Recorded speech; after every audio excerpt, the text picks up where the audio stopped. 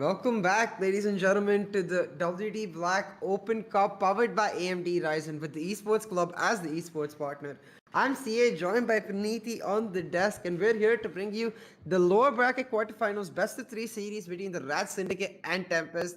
This is a revenge matchup, Praniti. Tempest, the team that brought Rad Syndicate to the lower bracket to begin with. So, do you think we could see the revenge come through for Rad, or do you think Tempest has got it in the bag? Rad has definitely had, their effects on the team of Tempest in the past. And right now, Tempest did look a little bit strong on the map yesterday against GE, right? They were able to secure a map against one of the best, and they were still pulling in rounds constantly, keeping GE on the tail. So I think Rad has to be a little bit more careful, and I don't think we can really expect who's gonna win as of now. I think we need to wait and see what Rad can bring into the table. Alrighty though, looking at this Asian select screen, I'm noticing for Rad, the Jet Cypher come out, whereas for Tempest, it's just the Omen and Jet shown. The Ray is likely to be picked up by both of the teams, but what I'm interested to see is which team goes for the Sage KJ and which team goes for the Breach. Those two comps are really what is generally meta now in the international scene. You expect teams to either go for the straight up Breach composition where you play very aggressively for mid control, or the direct answer to that where you get the Sage KJ online. Now, with the way Rad is set up, I do think it's going to be that Breach come through. You don't really want to run that Cypher with the Sage, so I think we might see that Breach from Rad and see the Sage KJ from Tempest. Yeah, and right now, opting to go for that cipher pick when you know the opponent's gonna have a jet, right? Most teams don't do that because jet can just easily dash into site, and the cipher traps will be broken, and B side will be completely open if you mainly choose to play the cipher on the B side. So, but Koki going in for the killjoy, we've seen him before on the map of Bind as well as the map of Icebox Yeah. on the killjoy. He was very good in that way he played. It was very aggressive. So right now, how why Relic opting to go for the cipher pick? He has to make it seem a little bit different than other ciphers at the moment. So Jet being able to get into the site very easy, either cipher is gonna have to have backup on either one of the sites. The cipher right now is going to go for the A positioning as if the round starts from the side of Rad, having defense and Tempest on the side of attack. So CA, do you think Cypher is a better option or Killjoy? I 100% prefer Killjoy on Split and Ascent. I think she's just the better Sentinel with regards to those maps particularly, and I think the others, it's more of a debate. But I will say that Relic is one of the Cypher OTPs who's really sort of brought out innovation in the agent itself. He's known for his various different setups, and you can see that already. This Trapper is really cool here, while as well as the one-way kit, but it doesn't work out, and this is the problem you were talking about, Praniti. Breaks it just with an instant tailwind into headshot, meaning the Cypher all but nullified and A side completely open. And against the Sage KJ combination, when you're filling up sides so easily, it becomes so difficult to hold on the post plant. Yeah, and Paradox getting that kill on the Chokes right now. It's a situation, and everyone on Tempest is going to be low, but Paradox is going to get that kill on the AE. Koki's going to get a kill on the Paradox. And there it is, a clutch coming in from Omen. I don't know how to pronounce his name, but there he is, bro. The kills that he got was very interesting, and Rad Syndicate having the first round on their sides with the Omen being able to get that 3 headshot in the last second was very insane. And good job, good retake coming in from the side of Rad. A nice with the 3k. Oh my god, that was fog just coming out of nowhere. That Paradox did really well to get these opening kills. But then a nice right here coming in from A main, able to pick up shot after shot to get kill after kill. On point for the side of Raz Syndicate, pulling back around that I really didn't think was going in their favor. The fact that he's able to do so means that they're able to upgrade to the Spectres. But looking at this scorecard, I see Tempest. They are not ready to go down without a fight. Already a forced buy coming out. Usually we expect this after rounds where you've got more than 3 kills. And the fact that Tempest did get 4 in the last round does give them enough of an eco to go for just that. They're with the force buys, they're trying to force the site, and it shows with the Stinger, Zoid with the Spectre, each getting a kill. Now Master, he found the trade, Lucian looking for more, but already you can see Tempest, they got site control, the alarm bot set up as well as the wall down, meaning they're in a comfortable position to hold on the post plant. Yeah, and Chob's just gonna back away as the players do chase him, trying to find out if he's going to stay. But there he is, getting the kill onto Chobs right now, almost getting a kill on the, leaving him in 2 HP. Omen just playing a little bit slow. Flashes do go out from the side of Rad on the retake, as Ace as well as Kofi holding it down, but Click as well as Master going to get that kill. Panic clusters out. Ace 1 HP left, but no, Master is gonna secure it, and force round going bad for the side of Tempest right now. Rad with a 2-point lead, and Cliche getting that kill with 7 HP left, right? That was a solid retake again, coming in from Rad, giving Rad the retake. I think they're just very good and comfortable on the map of Ascent, and how they are making it work with the, you know, giving not more than 1 or 2 picks when the pushes does happen, and they make it work with the amount of people that they have left on the side of retake. And the op does go out to Paradox at the moment on mid, as the other team is going to opt to go for the eco. Considering the fact that Master and Cliche were left with like 17 and 7 HP respectively, I have to wonder if it could be straight up because of that shield difference, right? Even if you are going for the force buy, you can only afford light shields, and that difference really did end up costing them. Now you can see Master, with the help of the fault line set up by Cliche, he's taken B-man control, got a kill for himself. The rest of the team now trying to hold down mid as Tempest tries to make something happen here. This is an eco, but they got the Sheriffs, can use those to get this one tap, but Cliche on point with his Spectre. He's already picked up 2. And while Zoid found it easy with another 2 kills going in the favor of Tempest, does mean they should be able to pick up at least 1 gun. Now the shot goes through for Zoid through the smoke, finds a tag on Paradox, but not a kill just yet, meaning both the Jet and the Raze low down to 15 HP. It's a 2v3, it's up to Tempest to make the first move. Zoid getting twice through the smoke kill or shot onto the Paradox at the moment. 1 on mid and 1 here. The op is going to be out onto the B garage, and AZ has to play this very slow. If the smoke does clear when he's peeking, and smoke did clear, but he was not open. But Paradox is going to be holding that angle. If Zoid peeks, he's going to go down to the side of Paradox. But no, this is a off angle play coming in from the side of Paradox right now. 15 left. HP on the hand of Rad as well as Zoid on the 28 and 25 seconds left on the clock. They need to pick a side that the sounds has been made. The smoke does go out. That flashes as well, and they're going to try to entry, but Paradox is right there with the op getting that kill on AZ, but Red getting that, using that classic on close range battle against Zoid and getting that kill. 15 HP left and securing another round, and the eco did not go in the favor of the side of Tempest, but they did have enough picks to consider it a good, you know, eco. But 2 of the players from the side of Rad have been dropped, and right now the money is looking solid for the side of Tempest, with Drickshot not opting to go for the op yet, but still Cliche as well as Relics going for the eco buys, such as the Spectre as well as the Judge. So right now the favorite does seem to be on the side of Tempest, right? They do have all full buys on both the sides. Well, Paradox is the only one with the actual power buy. And that power buy gonna cause a huge impact. Paradox already able to pick up 1 kill, sets up the Cloudburst to get himself out of there, is able to retreat onto Wentz, and now with that operator back, he's gonna look to cause some damage. Now Anais with his own peek towards B main, he's able to pick up 1 kill. The mid fight coming through though, it's Corky and Zed, each picking up a kill, but Cliche finds a trade. Now Zoid able to push through, find a kill for himself, meaning this Raze and Killjoy that are left alive in the 2v2 have both of their ultimates ready, and those ultimates could be the crux of them pulling back around for their team. Now you can see Zoid, he's slowly pushing it onto site. B having control being taken by him, barely missed the peak there onto the Omen for the Rat Syndicate, and that does mean that neither of them having seen each other, Zoid and Koki able to slowly just rotate over, go onto A side, completely circumvent these Cypher traps. I think Relic's gonna be in for a hell of a surprise. Relix is definitely just watching his cam right now, as 2 is going to be on the backstab. This is going to be something crazy that happens. How is Relix going to play this, right? But he does have the cam, and he possibly could get spotted, and he does spot him out.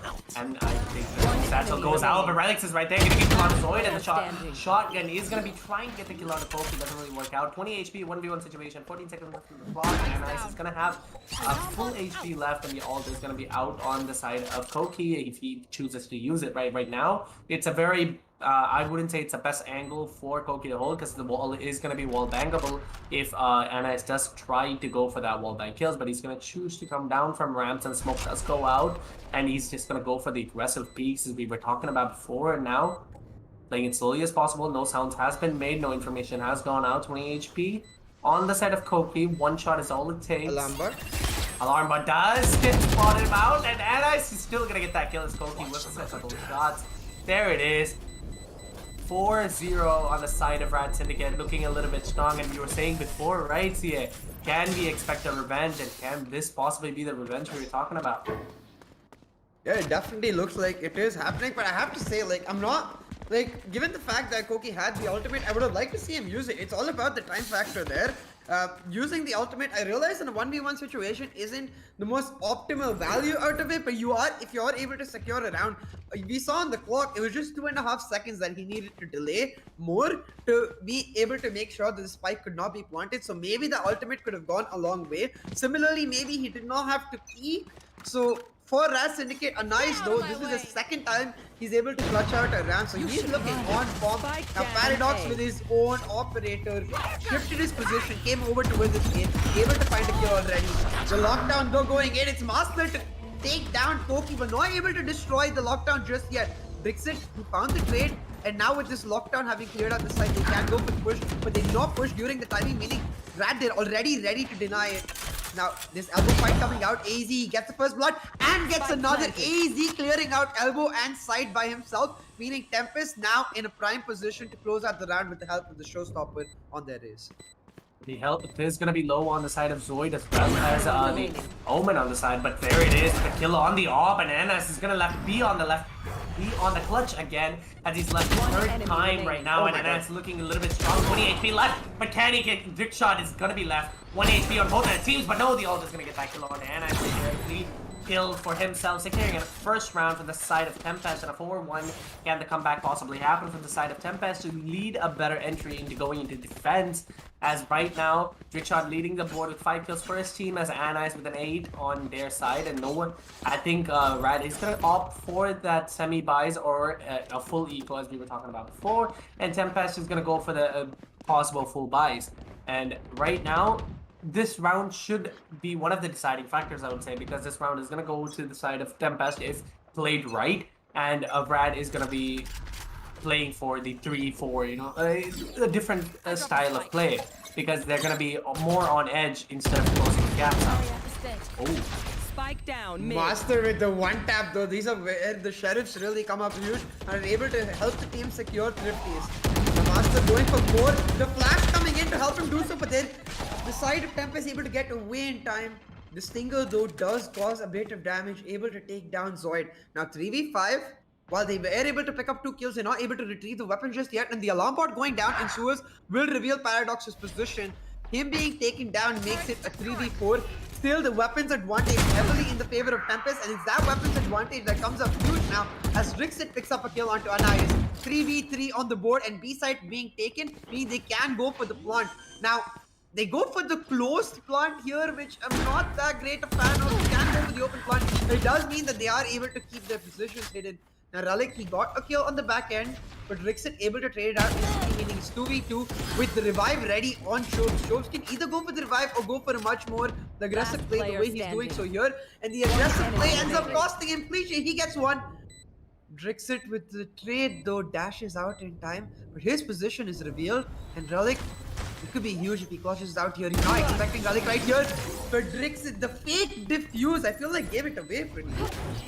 Yeah, the fake diffuse did give it away. I think he could just go for the wide swings as we would, you know, but they did have the lack of information. Cypher could have placed possibly a cam, tried to check out where he is, you know, try to clear our backside or something, but doesn't really work out. I think Relic was not on the prime of his time at the moment. Like, you know, he didn't have enough time to be able to clutch that round out, but at the same time, he could have definitely gone for the camera play, or it's something along the lines of cyber cage just to try to clear out a couple of angles.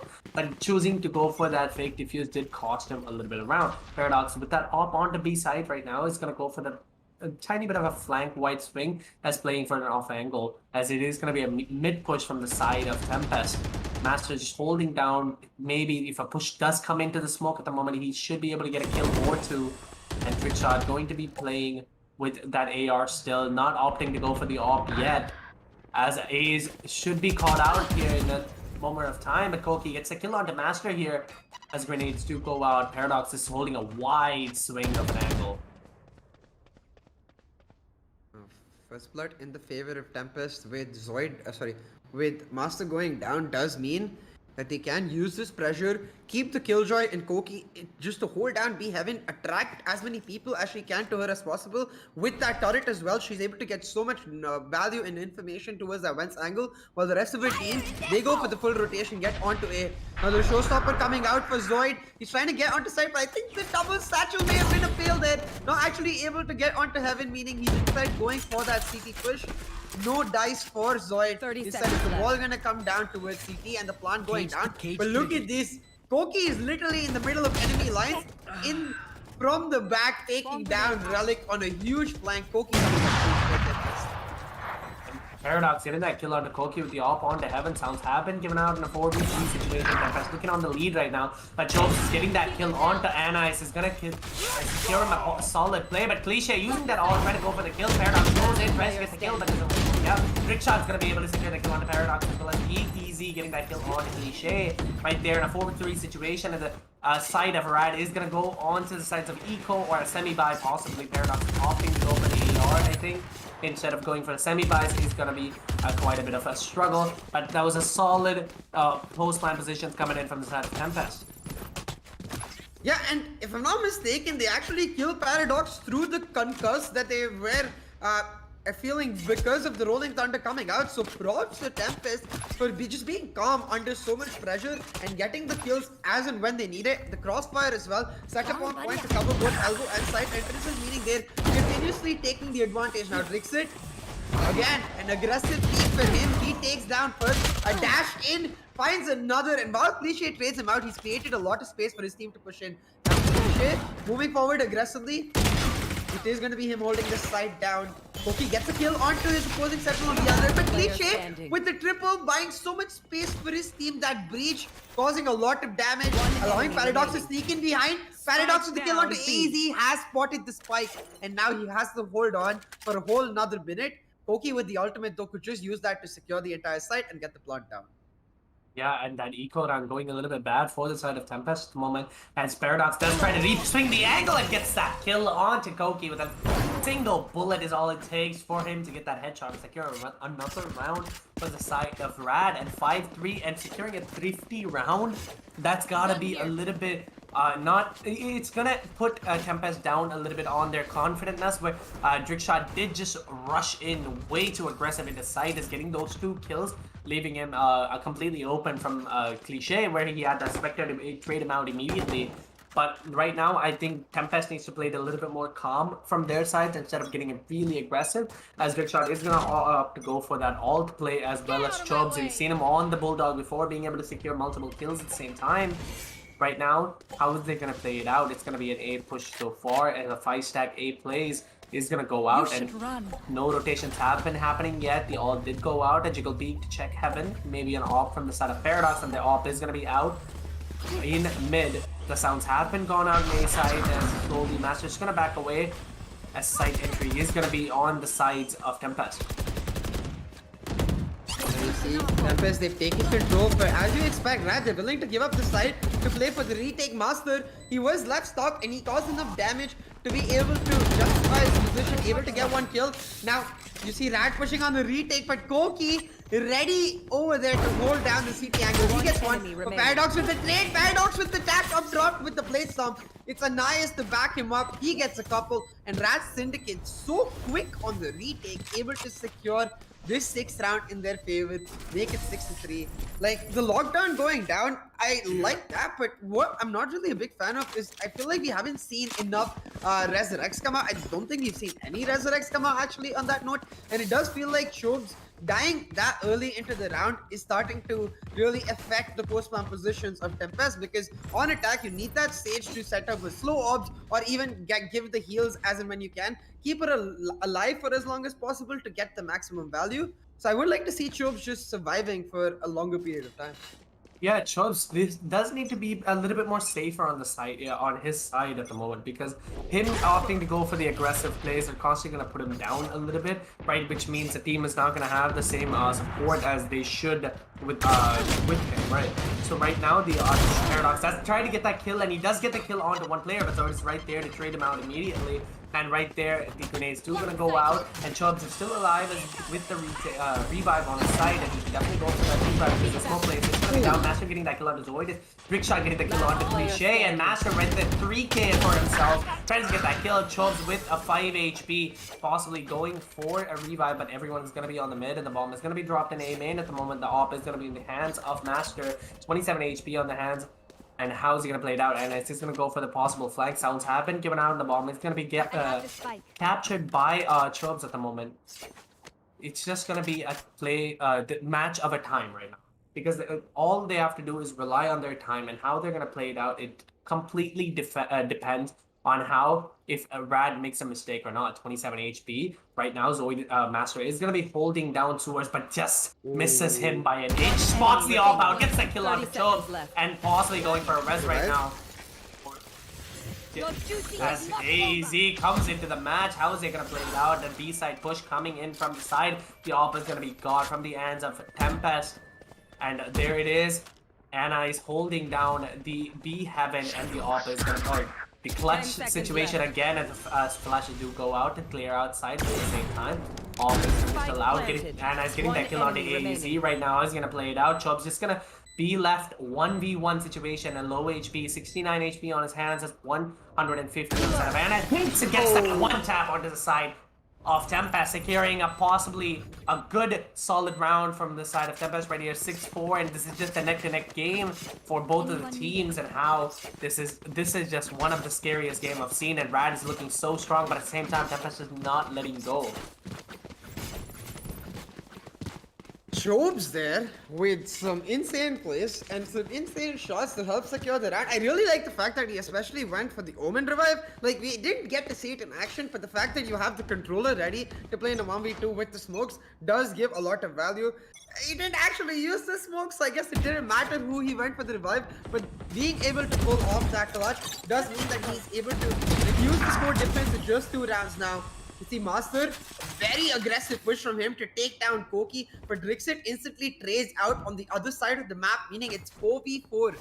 You can see Tempest, they've spread themselves out, they're trying to cause as much damage as they can throughout the map before they actually commit to a particular site. But so far, Rad have absorbed every single blow to the chest and not really come off worse for it. So Tempest, they're looking to make the first move, fake out this mid approach, but with Chobes having got control of this sightline from B Garage, likely to actually no, scratch that. They've changed their mind once again. Now coming towards mid for a full rotation, likely onto A.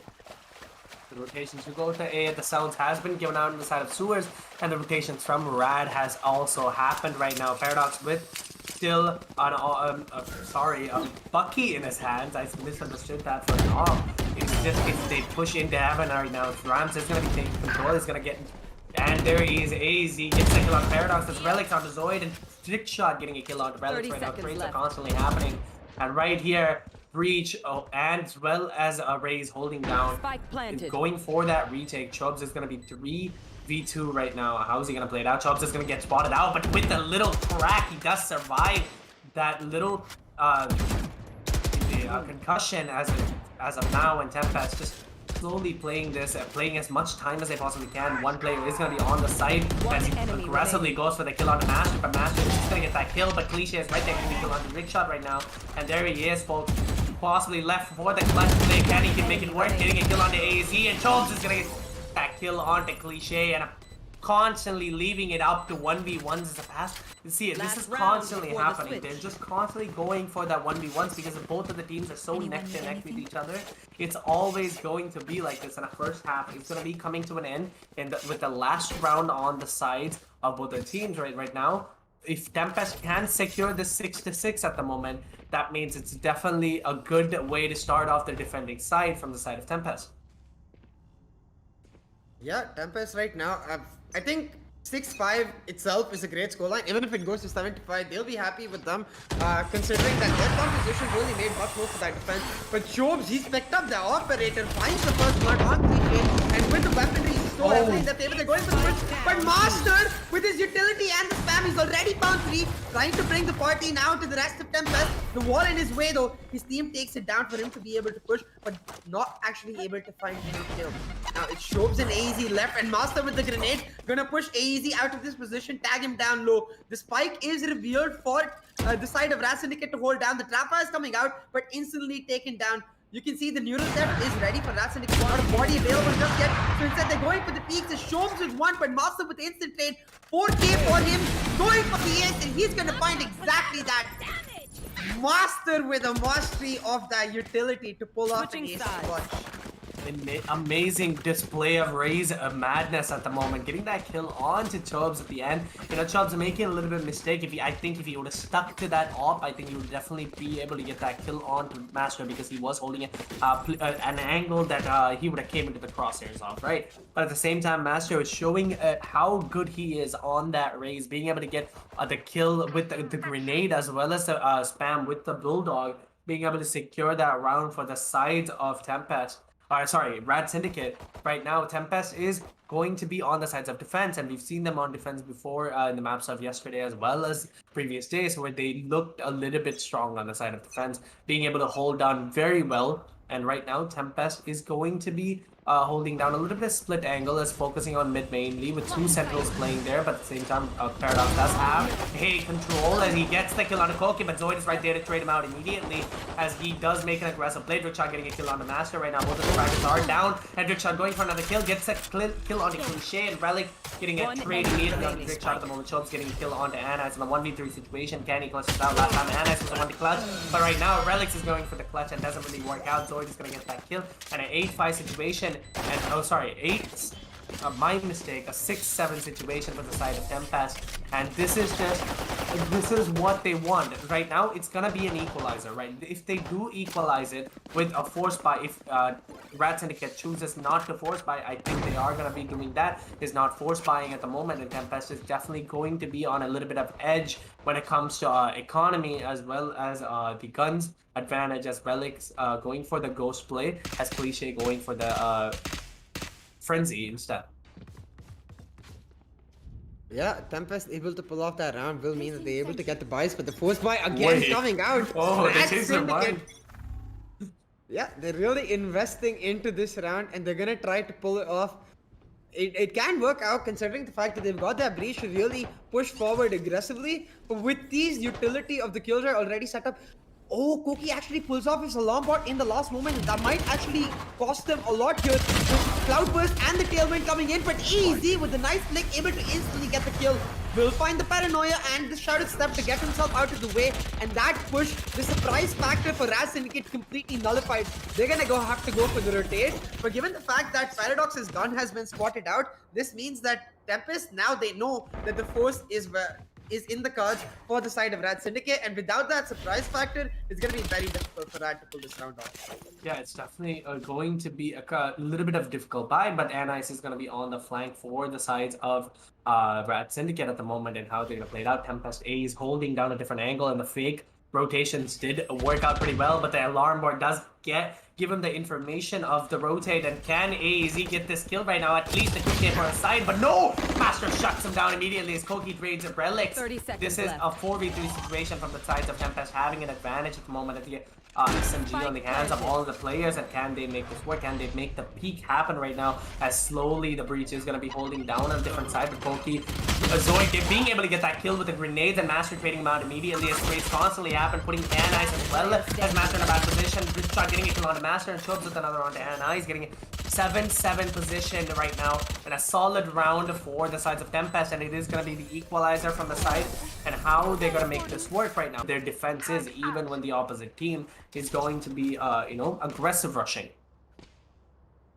Yeah, but Drixit picking up the operator, and it's essentially a free round, because given the fact that Rad went for the first Tempest, they don't actually have to upgrade weaponry on 3 of their players. They're able to carry over the Spectres, so their eco gonna have a severe boom after this, and Drixit now holding down this angle. Should be able to find a couple plays. Oh, that is Zoid holding down Rams, finds one, but Master, what is this proficiency with the Sheriff able to take out Zoid, meaning a 1-for-1 trade there, and Cliche with another pulls it back even, but to make it 3v3 on the map now. Master with that picked up sector looking for more, but Drixit, what the quick flick to make it 2v2. Drixit and AZ against Cliche and Relic. It's gonna be a tough task though, because with Drixit really low, he's gonna have to rely on AZ to really herald the retake.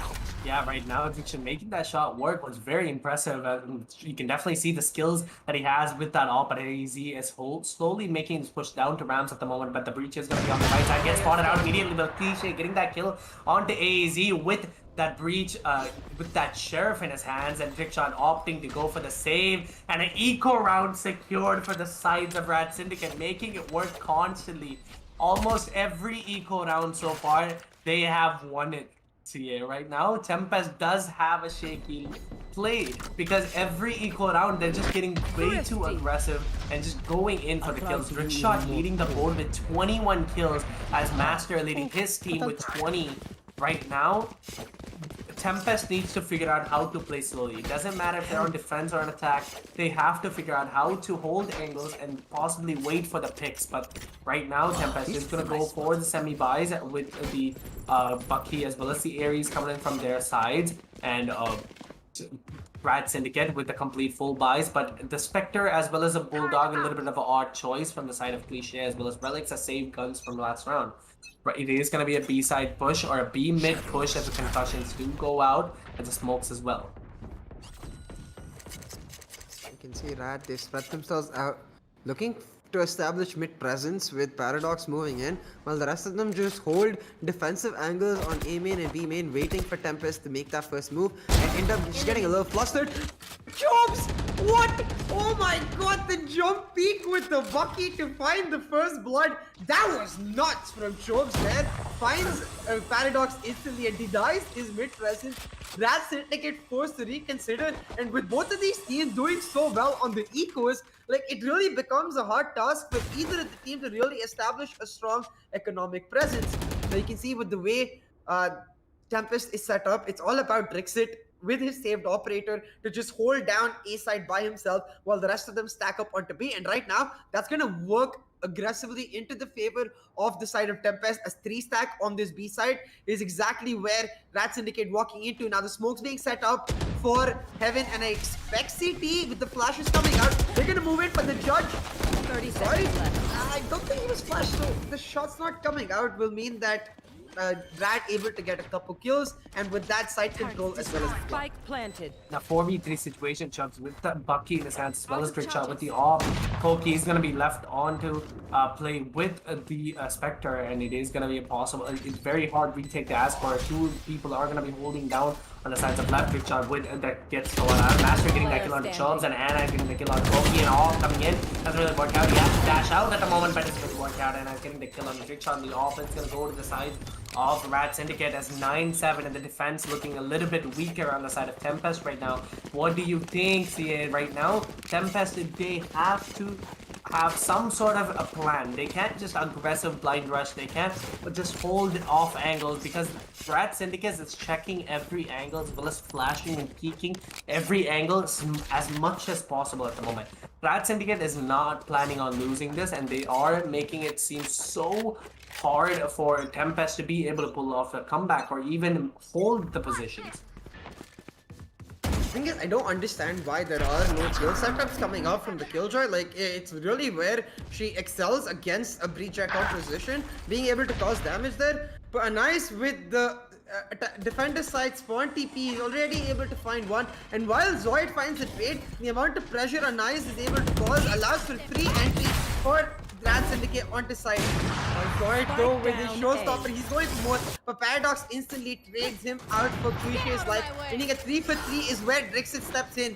Drixit with the Blade Storm looking for more and more. He finds one, but not able to select the right target between those two, so meaning it's a 1v2 with just AZ left. His position revealed, and it's going to be the Rat Syndicate moving on to him.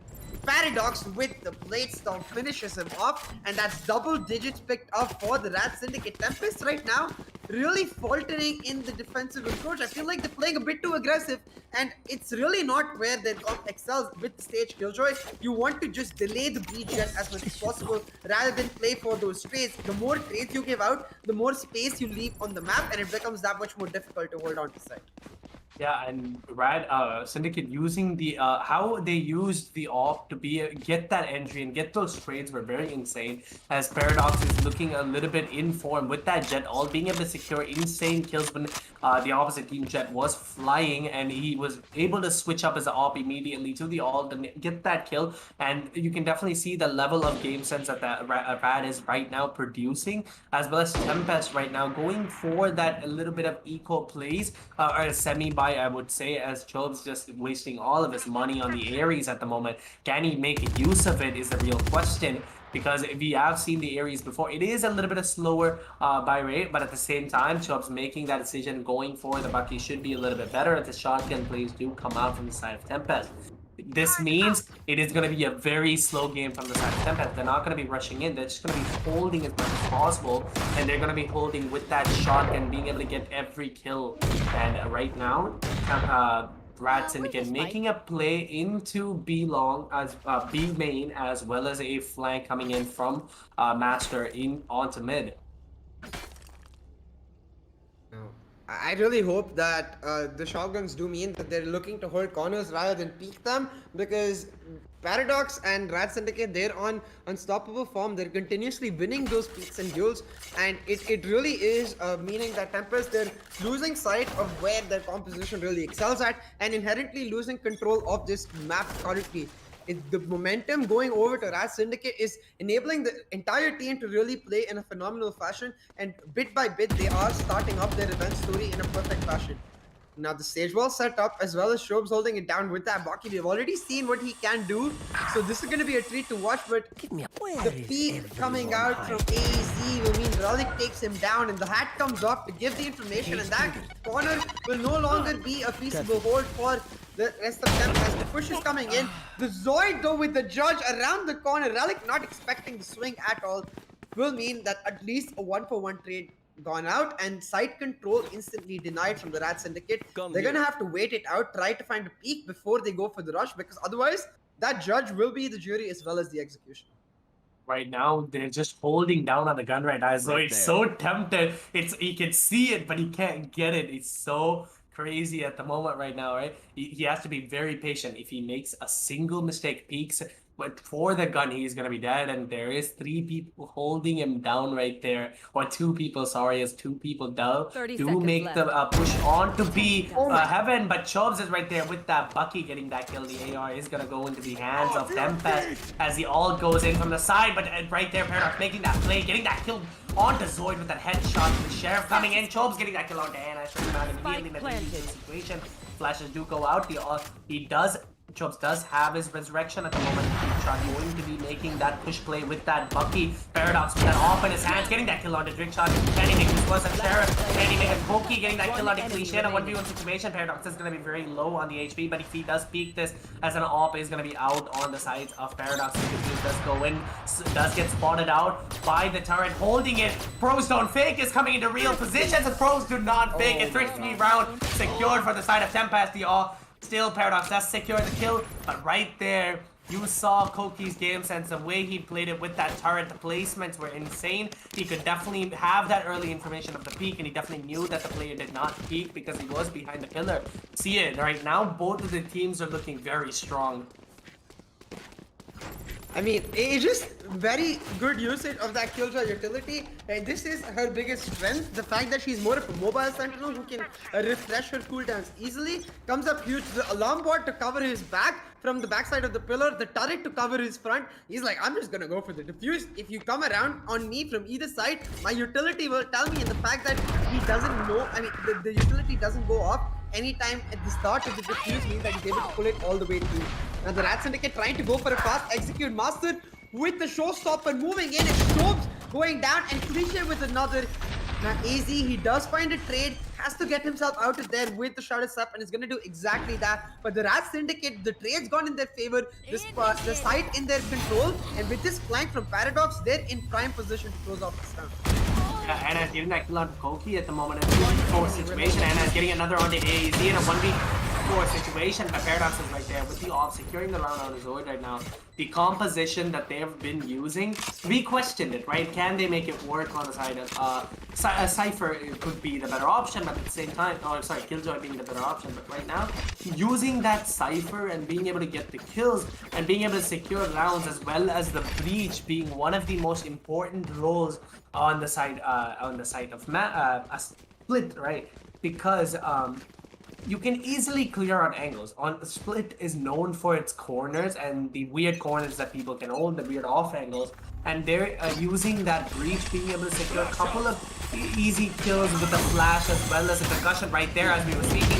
Being able to go down from Master being able to get that kill on the Zoid as well. That's big shot right now. Chubb's getting a kill on the Master. He goes for an aggressive play, tries to go for the res and shouldn't possibly go for it because it is going to be a weird play, but Anna is going to get that kill onto Koki at the moment, possibly going for that res on A side with that Bucky in his hand, misses a shot onto Anna, is leaving the site with about 2 or 3 HP, holding down A main. AZ left with the Bucky in his hands. This is basically an impossible situation for AEZ because multiple corners covered for the Rat Syndicate, meaning as soon as he shows himself, he's gonna get instantly taken down. But the smoke to allow him entry onto the site means that he can at least try to cause some damage. But the shots coming out, the trap fire revealing his position, the noise cube from the cage will mean that he can't really do anything, but they pass by each other, they're going for the knife and AEZ able to find another. It's gonna be a nice to take him down, but cliche. I see you there trying to go for the knife and does pay for it with his life will mean that a bit of ego damage, but considering the fact that they've got that win streak going on, won't matter to them as much. Match point for Rat Syndicate in this revenge series, trying to take the fight from the very start strongly against Tempest. They're doing so brilliantly, and I have to wonder, like, for Chobes, okay, I'm glad to see him on the Bucky, honestly, because the number of Bucky kills this guy keeps getting, it's like shotgun Sage come alive. Yeah, right now he's just using the Bucky so well. He's using it so aggressive, and he's able to get the kills and make it prove that every gun in Valorant is a really good gun if it falls into the hands of the right player. Master being able to get that kill out of the Koki, which means no more defense on the sides of Tempest and Zoid, as well as a few players left to clutch this round out, as all the 5 players are going to be crammed into that one corner of A side at the moment, as Anna is going to be holding down onto the apps, making that fake sound, possibly going in. The dash is going to be still in the hands of Trickshot at the moment. The flashes do go out, a little dodge coming in. Master possibly getting that kill, but Master does go down to hands of AAC, and Anna is going for that kill, gets the backstab kill onto AZ right there. Trickshot making that play, gets that kill on a Cliche, but right there, Relic is getting that kill on the Trickshot, and there it is, folks. Rat Syndicate securing the first map for themselves, and this is just so insane to see that Rat Syndicate is making that revenge happen. CA, we were talking about it before the map started, and this is looking strong for the sides of Rad. The thing is, like, this map gave me a lot of deja vu. Like, we saw a very similar map between Team Mahi and Inglu yesterday, and I feel like these newer teams, like in Inglu and Tempest, they're very good when they're very aggressive. Like, they thrive in the chaos of the map, and when they pick up these defensive compositions in Sage KJ, they just end up losing out on the utility you get on more aggressive compositions with the breach. You can say it worked perfectly for Rat Syndicate. Master on a complete tear. 7 first bloods to his name, 370 ACS. He's gonna pick up the MVP. Absolutely phenomenal. But hey, we have plenty to talk about, so let's quickly go over to the WD Black match highlights.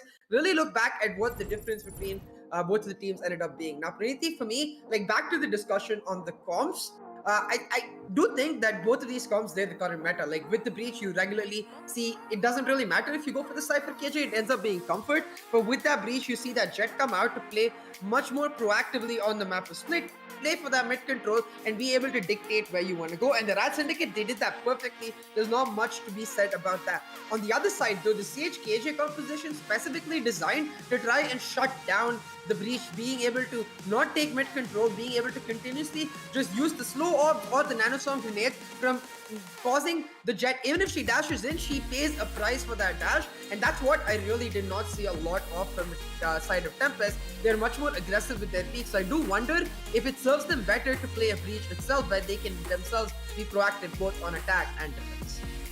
Very true what you just said, and as being able to use their composition as well. They were on the neck of Brad Syndicate, right? Tempest were able to get a couple of rounds off, and I think they were a little bit lacking on the A side defense, as they didn't really switch up Killjoy going to the Killjoy going to A as well as B. It's just him being at one situated spot, like mid, was a little bit hard plays from the side of, and Koki, we've seen him before, right? His aim is really good, and not using him as more like enabling him, I would say, is gonna put Tempest in a little bit of a bad spot.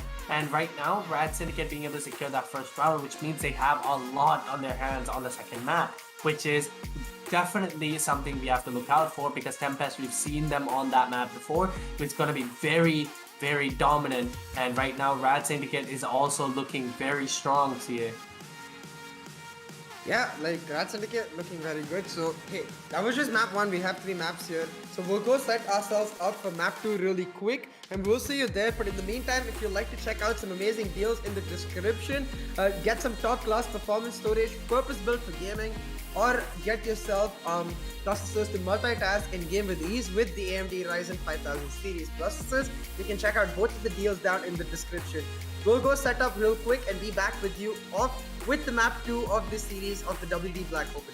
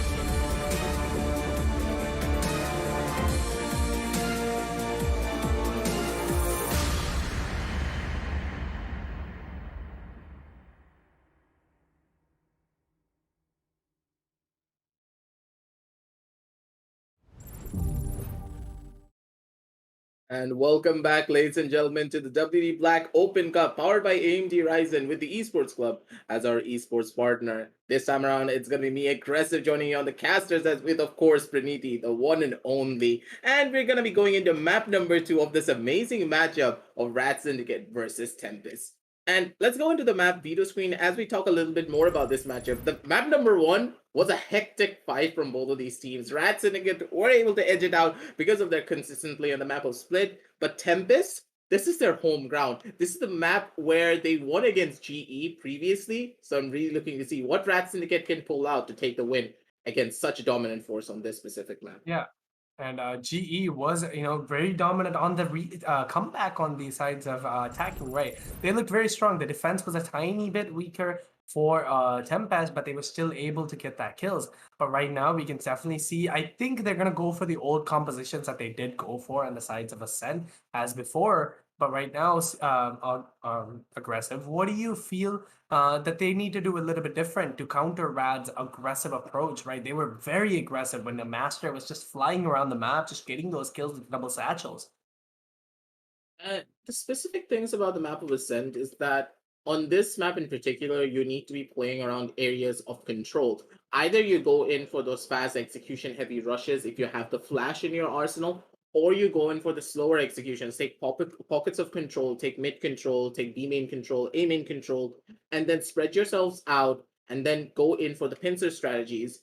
And I do believe that both of these teams, they opt to not go for these flash-based compositions, so they're going to be opting to go in for the same picks that they had previously on the last map, with the only primary differences being now that the Sova is coming out from both sides, and the Sentinels are going to be swapped out for both sidelines. Koki, of course, going on to the Killjoy, while Relic is going to be playing on his Cypher. Now, we always talk about this, and I'm pretty sure you guys are bored hearing us talk about this as well, the Cypher versus Killjoy debate. But here, I do believe that Koki, he has that edge over Relic, because for some reason, when he has this Killjoy, he becomes a lurker as well as an entry fragger at the same time. This goes here. Right now, as we were looking at the leaderboard, right, we can definitely see that they brought in a new player, Krubix, instead of the usual Chubbs on the sides of Osova on the map of Ascent last time, as well as the last map, right? So right now, we haven't seen what Krubix can bring into the table for the sides of Tempest.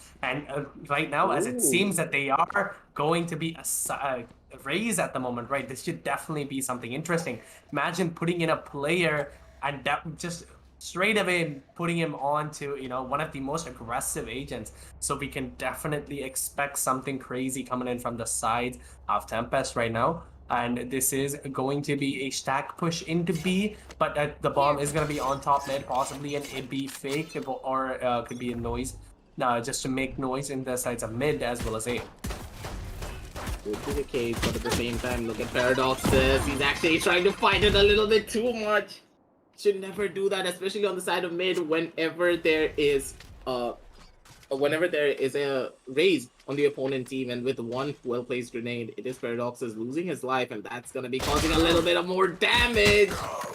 Ooh, I felt that pain. Brick shot, he used that frenzy to try and get that kill, got the headshot, but got traded out at the bare minimum, so no harm, no foul. Still, it is gonna be a two-man advantage towards the side of the attackers, and that is very much important. Whenever you lose one member on the side of defense, that's basically losing two members, because you have to worry about a lot more different sidelines, and you have to cover all of that. And it seems as though all of the members of the side of Tempest, they know for a fact that they now have the advantage, and now are making themselves towards this B side to see what they can find. Right now, it is going to be a B-side push, as all the noise have been given out on the sides of B, and Relic is going to be disconnected, I think, at the moment. So it is going to be a free side forward, the side of Tempest, and a free round, possibly. 30 seconds AZ left. getting that kill with the shock dart onto Relic, as Master getting a kill onto Krubix right now, and a 3v2 situation for the sides of Brad being on the edge right now. They have to play this very slow as possible. One is going to be backside, one is going to be both house, and one is going to be on the side, on the bomb, and getting that damage off of both of the players with the shock dart. Master looking strong, getting that kill onto AZ, and it's possible. It is very doable. One is going to be on the right side, as AZ is going to hold back with this one. Zoid is going to be holding back with that 1 HP in his hands, but Koki's going to get that kill onto Master right now. and a little bit of mishap, just one player being disconnected, it's going to cost them that round right there.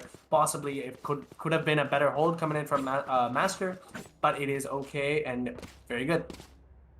I do believe that there was a cam bug coming out from the Cypher, because normally that bug only happens because of cameras, but it does happen nonetheless to a lot of players. So no harm, no foul. The first round does go in the favor of the side of Tempest. So now they have the advantage. They have the guns in their side. So coming out on this round, I'm really looking to see how the side of Rad are going to be able to come back from it. And this is going to be super important to say the very least. If they're able to do as much damage as possible on this round, that basically means that they're going to be the ones to come out on top. But Koki is going to be the first one to take out Master, and without that Sova, these retake scenarios are going to get even harder for the side of the defenders, ladies and gentlemen. With just a shotgun, Cliche needs to be going in for a peek, but Rick Shots is going to be going in straight. Ferrari peeking, Paradox is shutting him down immediately before he can even blink. Headshots raining galore. And now, ladies and gentlemen, it's going to be 2 versus 5 on the map, and Rickshot, he has the side of heaven covered in time.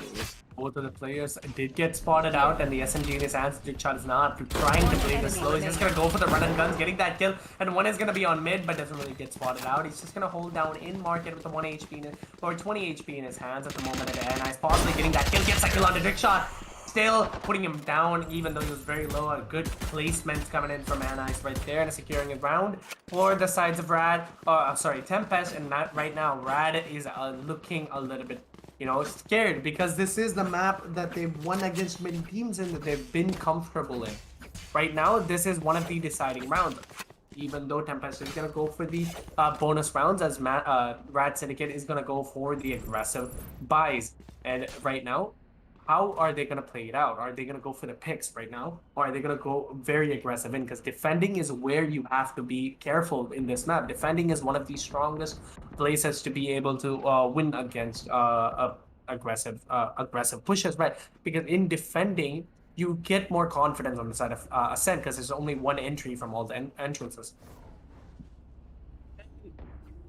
Here, I do believe that when it comes to the first buy round, I would like them to play a little bit more aggressively, because you have to remember that your opponents are playing the bonus round, and whenever they're playing the bonus, if you allow them to dictate the pace of the fights, you're going to allow them to come in close into the close proximities of those vectors where they are going to be at their strongest. And with that outrun coming down from the side of the attackers, ladies and gentlemen, it's going to be a fast push on forward. And now with the damage being undone, but it's going to be Cooper just throwing out the grenades, trying to get as much value as possible. But Ragmaster, he's still alive. He actually gets 1 kill. For some more. Maybe he's going to be able to find it. Goes in for the spray, but he's not going to be able to get it there, right there. And now it's going to be Relic being able to chime in with 1 kill of his own, but it's going to be trades galore. Left, right, and center, ladies and gentlemen. It's going to be Kuche getting 1. Rat Paradoxes and Anais coming in from the back end to give the backup of their own accord. They get 2 kills simultaneously, start shutting everything down. Rat Syndicate taking it away to a 1-2 scoreline, and a very beautiful buy round for their side.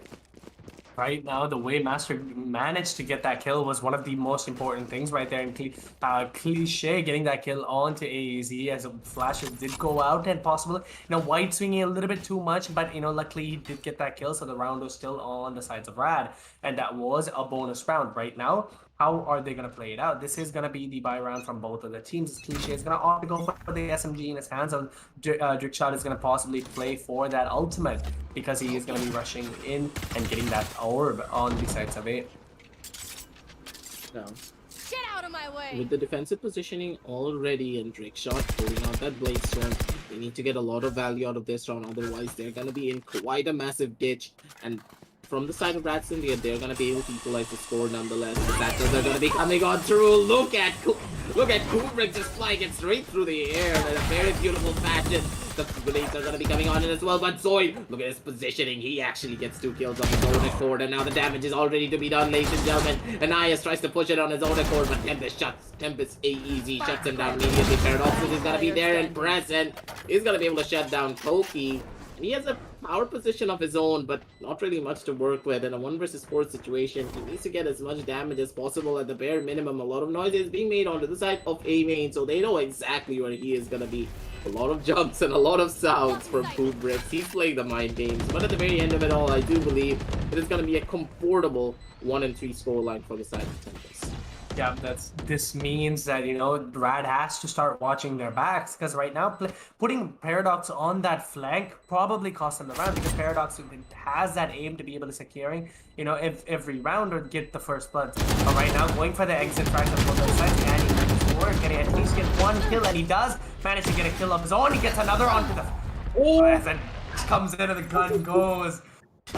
Paradox making a tiny bit of mishaps right there, losing his gun, but still has his ult, so he can definitely pull back another round. Right now, Tempest is definitely looking a little bit strong on their sides, so Rad Syndicate is going to get a little bit scared. This is safe to say it is going to be, a free round for the sides of Tempest, because it is eco round from the sides of Rad, but we've seen in the last map how Rad picked up almost every eco round that they did. So can we see that on this map, or Tempest is just way more confident on this map? Right now, Paradox with that ult in his hands is gonna go for the aggressive plays on the B main. Can he get a kill? Cliche getting spotted out. Just gonna go for just gonna go for a couple of sprays through smokes and just gonna hold down a different angle right here with the classic in his hands and 5 HP groups. Can he make this work right now? As Paradox is gonna get spotted out a little bit with the grenades, or getting that kill on the Cliche, because he did get a little bit too aggressive right now in the smokes. Paradox with the blades in his hand. Kubik's getting the kill on the Relics, and Paradox getting a trade right back. No more.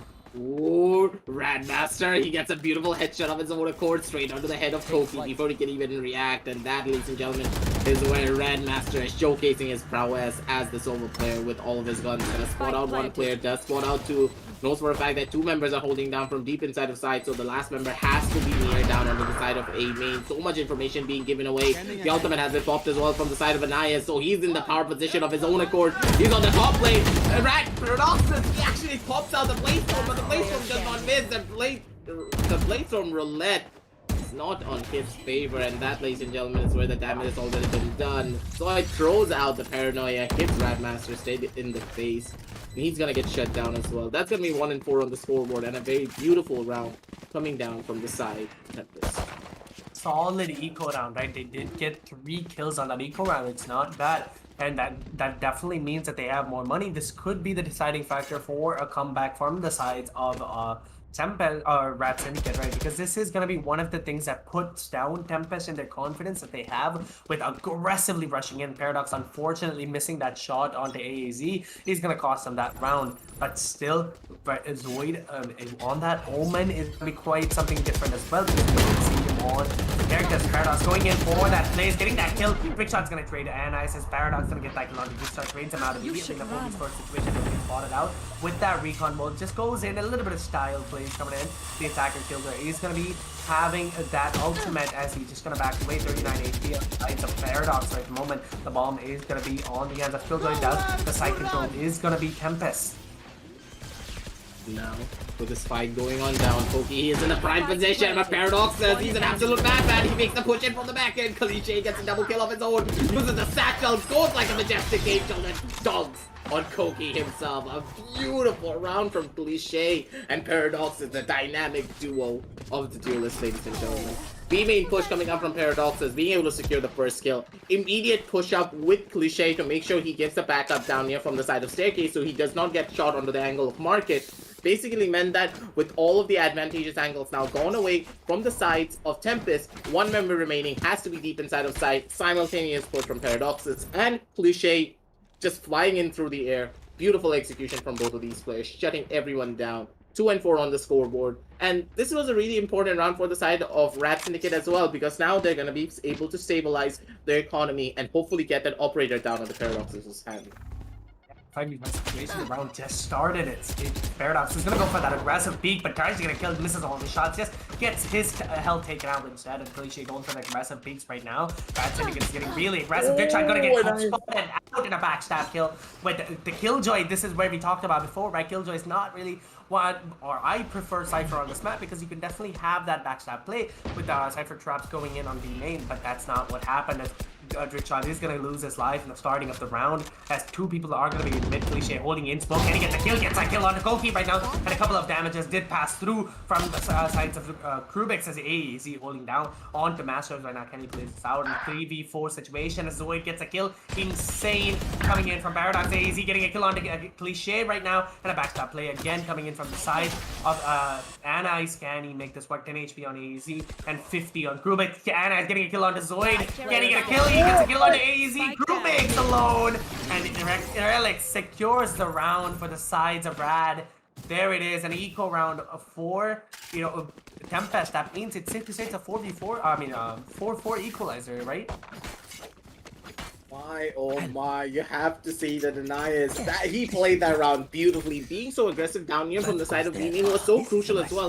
He knows for a fact that Tempest as a team, they love to stick together. They don't love to play spread out as much. So he knew for a fact no one has to be holding down from the side of B-main, and him making that push down all of a sudden, no one, like none of his team members actually opted to go in for that push earlier. Basically catching Drickshot off guard and setting up his positions beautifully.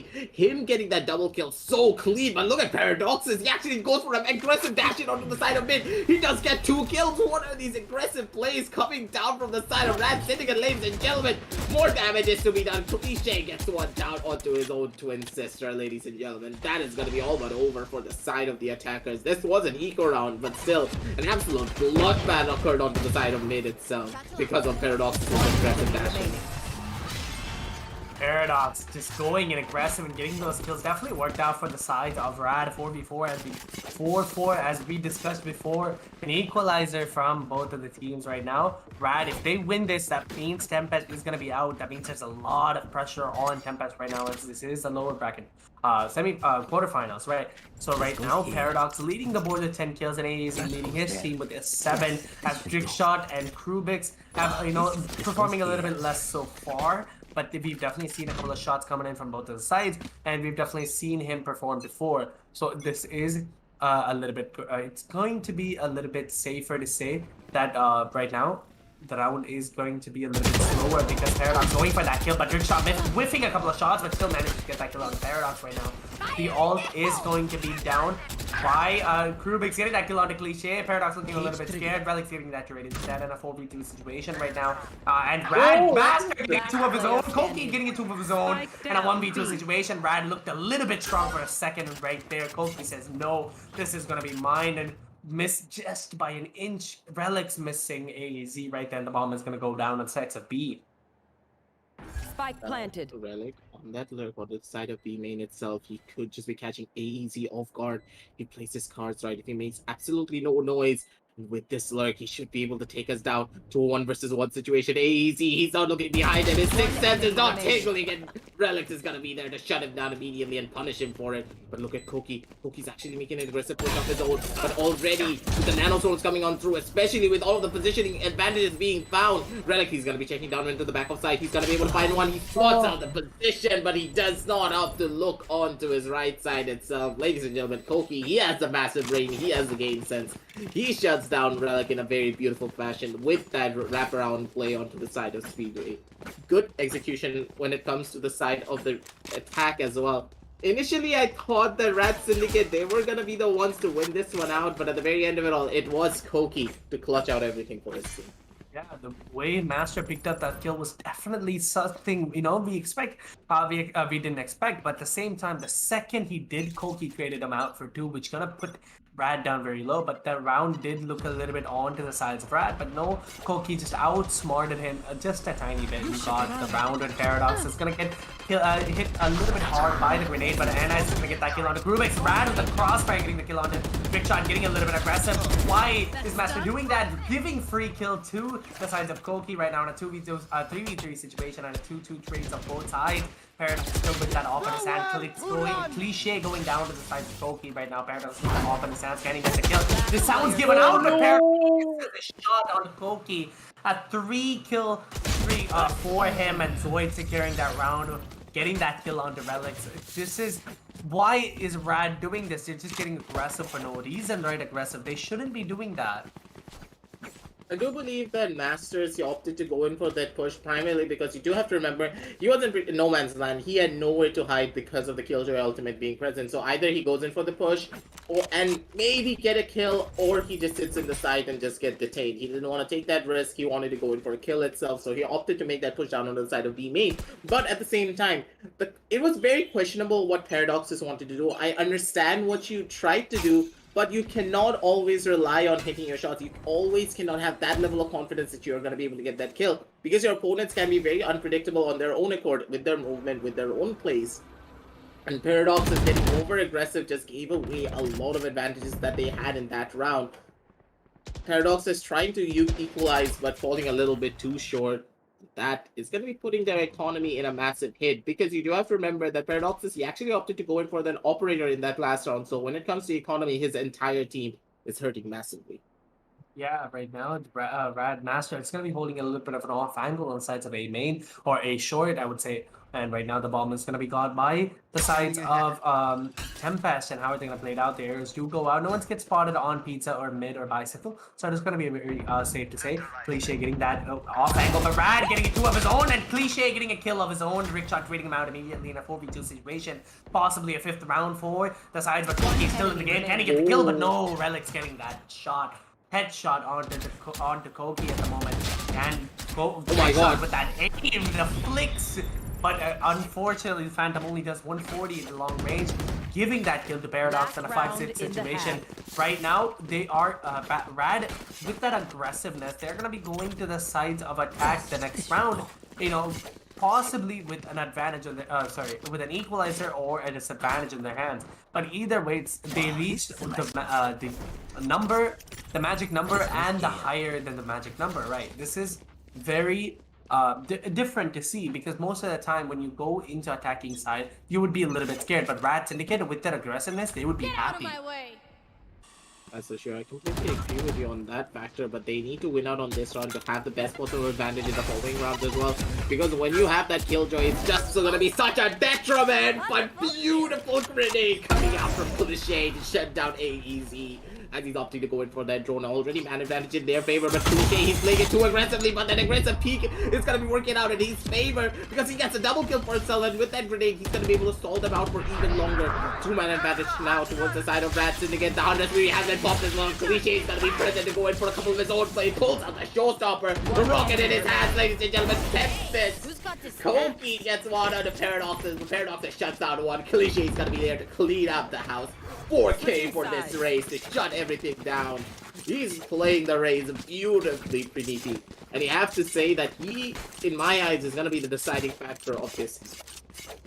Right now, Cliche is definitely looking a little bit strong. We did see Master perform as well, getting that 2K of his own to start off the round, right? But right now, Cliche being able to secure the 4K for himself last round, and this is going to be a different start into the sides of attack.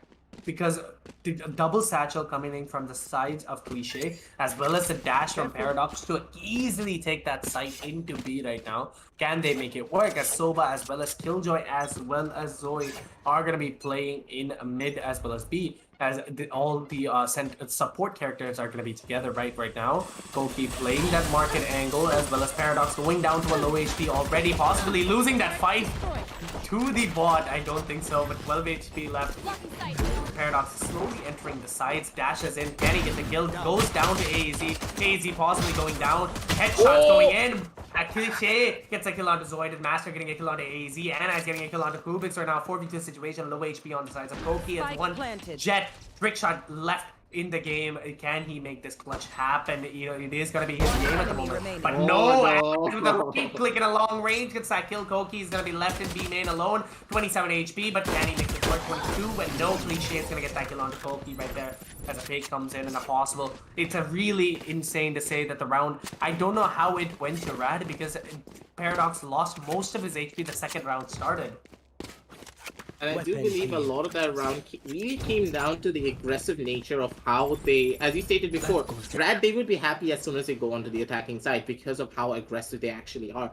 Paradoxes, he took so much damage, yes, understandably, but at the same time, Koki, he popped that Nanoswarm way too early. Yes, it got a lot of damage, but it really didn't stall the push long enough for all of the members of his team to come back down onto the site and give the backup. And without that backup, every one of the members of the side of Rat Syndicate were able to swarm down into the site, clear out their angles properly, checking the left side, checking the right side, and a very preemptive push coming down from the side of the defenders. Instead of playing in for the retake, they were trying to hold down the site itself.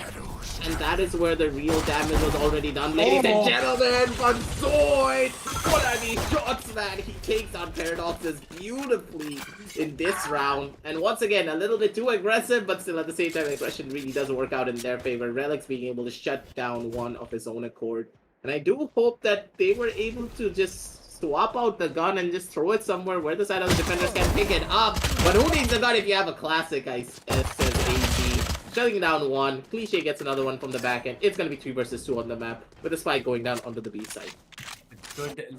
Good first kill from the sides of Zoid, right? He was able to get that kill through this smoke, shutting down Paradox the second the match started. So right now, a 3v2 situation, Cliche going to off angle, gets that 1 kill onto trick shot, and a shorty is going to be on the hands of Zoid at the moment as he slowly tries to rush in, but the satchels do go out, losing a little bit of HP, but Zoid just gonna go for the decision to just back up, get that ghost, 68 HP in his hands, and a bomb picking. Can he make this work? Relic is going to secure that kill on the Zoid right there, securing the round. 8-6, an equal round does go to the sides of Rat Syndicate. So right now, the buys do come in for the sides of Tempest, and a bonus round for the sides of Rad. So how can they make it work? Can Rad secure the round right now? If they do secure the round at the moment, in a bonus round, this means Tempest is going to have to play very careful, because this is one of their strongest maps. If Rad does win this, Tempest is going to be out of the tournament as well. So they have to use that and use the mind games, and they have to play against Rad's aggressive nature. Now Paradox is in the prime position to get a kill, but he's not going to be able to find it. It's going to be Rickshot instead being able to shut him down at the bare minimum. And once again, a little bit too aggressive, trying to go in for those early peaks where the Sova is still alive and healthy to go in for a couple of his own plays. Now, this bonus round not really going in the favor of the side of Rat Syndicate themselves. They need to be playing it a little bit more slower and see what they can find. The push is going to be coming on in, but Cliche with a Spectre double digs Rickshot in the head, takes him down onto the side of heaven. Honestly, he's feeling himself so much, ladies and gentlemen, that you have to say that this one raid is just shutting everyone down so well. But Cliche, he does have his showstopper available, so he needs to be playing it for a lot more safe. If he's playing it safe, he should be able to shut down multiple members of the side of the attackers outside of the defenders already. Pulls out the showstopper, does the damage, and he's going to take down Koki with it. It's going to be 2 versus 2 on the map. One member of the side of the defenders extremely low, not much to work with whatsoever. Recon's going to be coming out as well, straight onto the top side of bottom. And this kill is going to be super important, and Relic's going to be there to got the trades off. And AEZ is just about to jump down. The timing not in his favor. Cliche, knowing for a fact that he's jumping on down, goes in for the swing, shuts everything down. 3K once again for Cliche. This guy is just too good. 19 and 9 on the scoreboard. Honestly, Trinity, he's on fire in this matchup. Cliche is looking a little bit stronger than we thought, right? Last match, he wasn't really doing, as much of an entry as possible. But right now, the entries that he's giving, 19-9. That KDA, man, that scares me to death.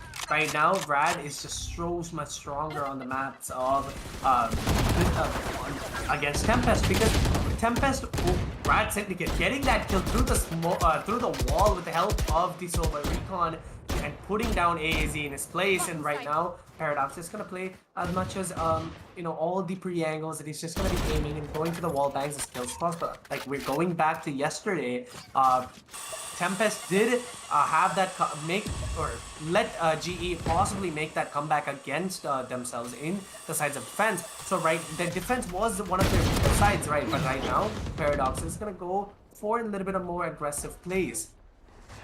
Ooh, Paradox, he actually played that smart. He walked straight in front of Koki. And this smoke is about to run out in a couple of seconds. He's going to get another one down on the Kubra straight through the smoke as well. The spam going into full fruition. And now, ladies and gentlemen, it's going to be a 2 versus 5 scenario on the map. You do have to remember that this was an eco round coming down from the side of Tempest. But at the same time, these eco rounds are going in the favor of the side of Rat Syndicate way too much. Not really a lot of value is found out, and that's where the damage needs to be done, ladies and gentlemen. They need to get the bare minimum of 2 kills to make this round somewhat worth it for their side, but this could be a tall order with all of the gun advantages still in favor of the side of the attackers, ladies and gentlemen. Trick shot. He's in a fine position to get a kill of his own. He does find one. He's looking for some more. The gun actually getting picked up as well. Zoid gets another one on the Grandmaster. Relic shuts down one. Relic shuts down the second.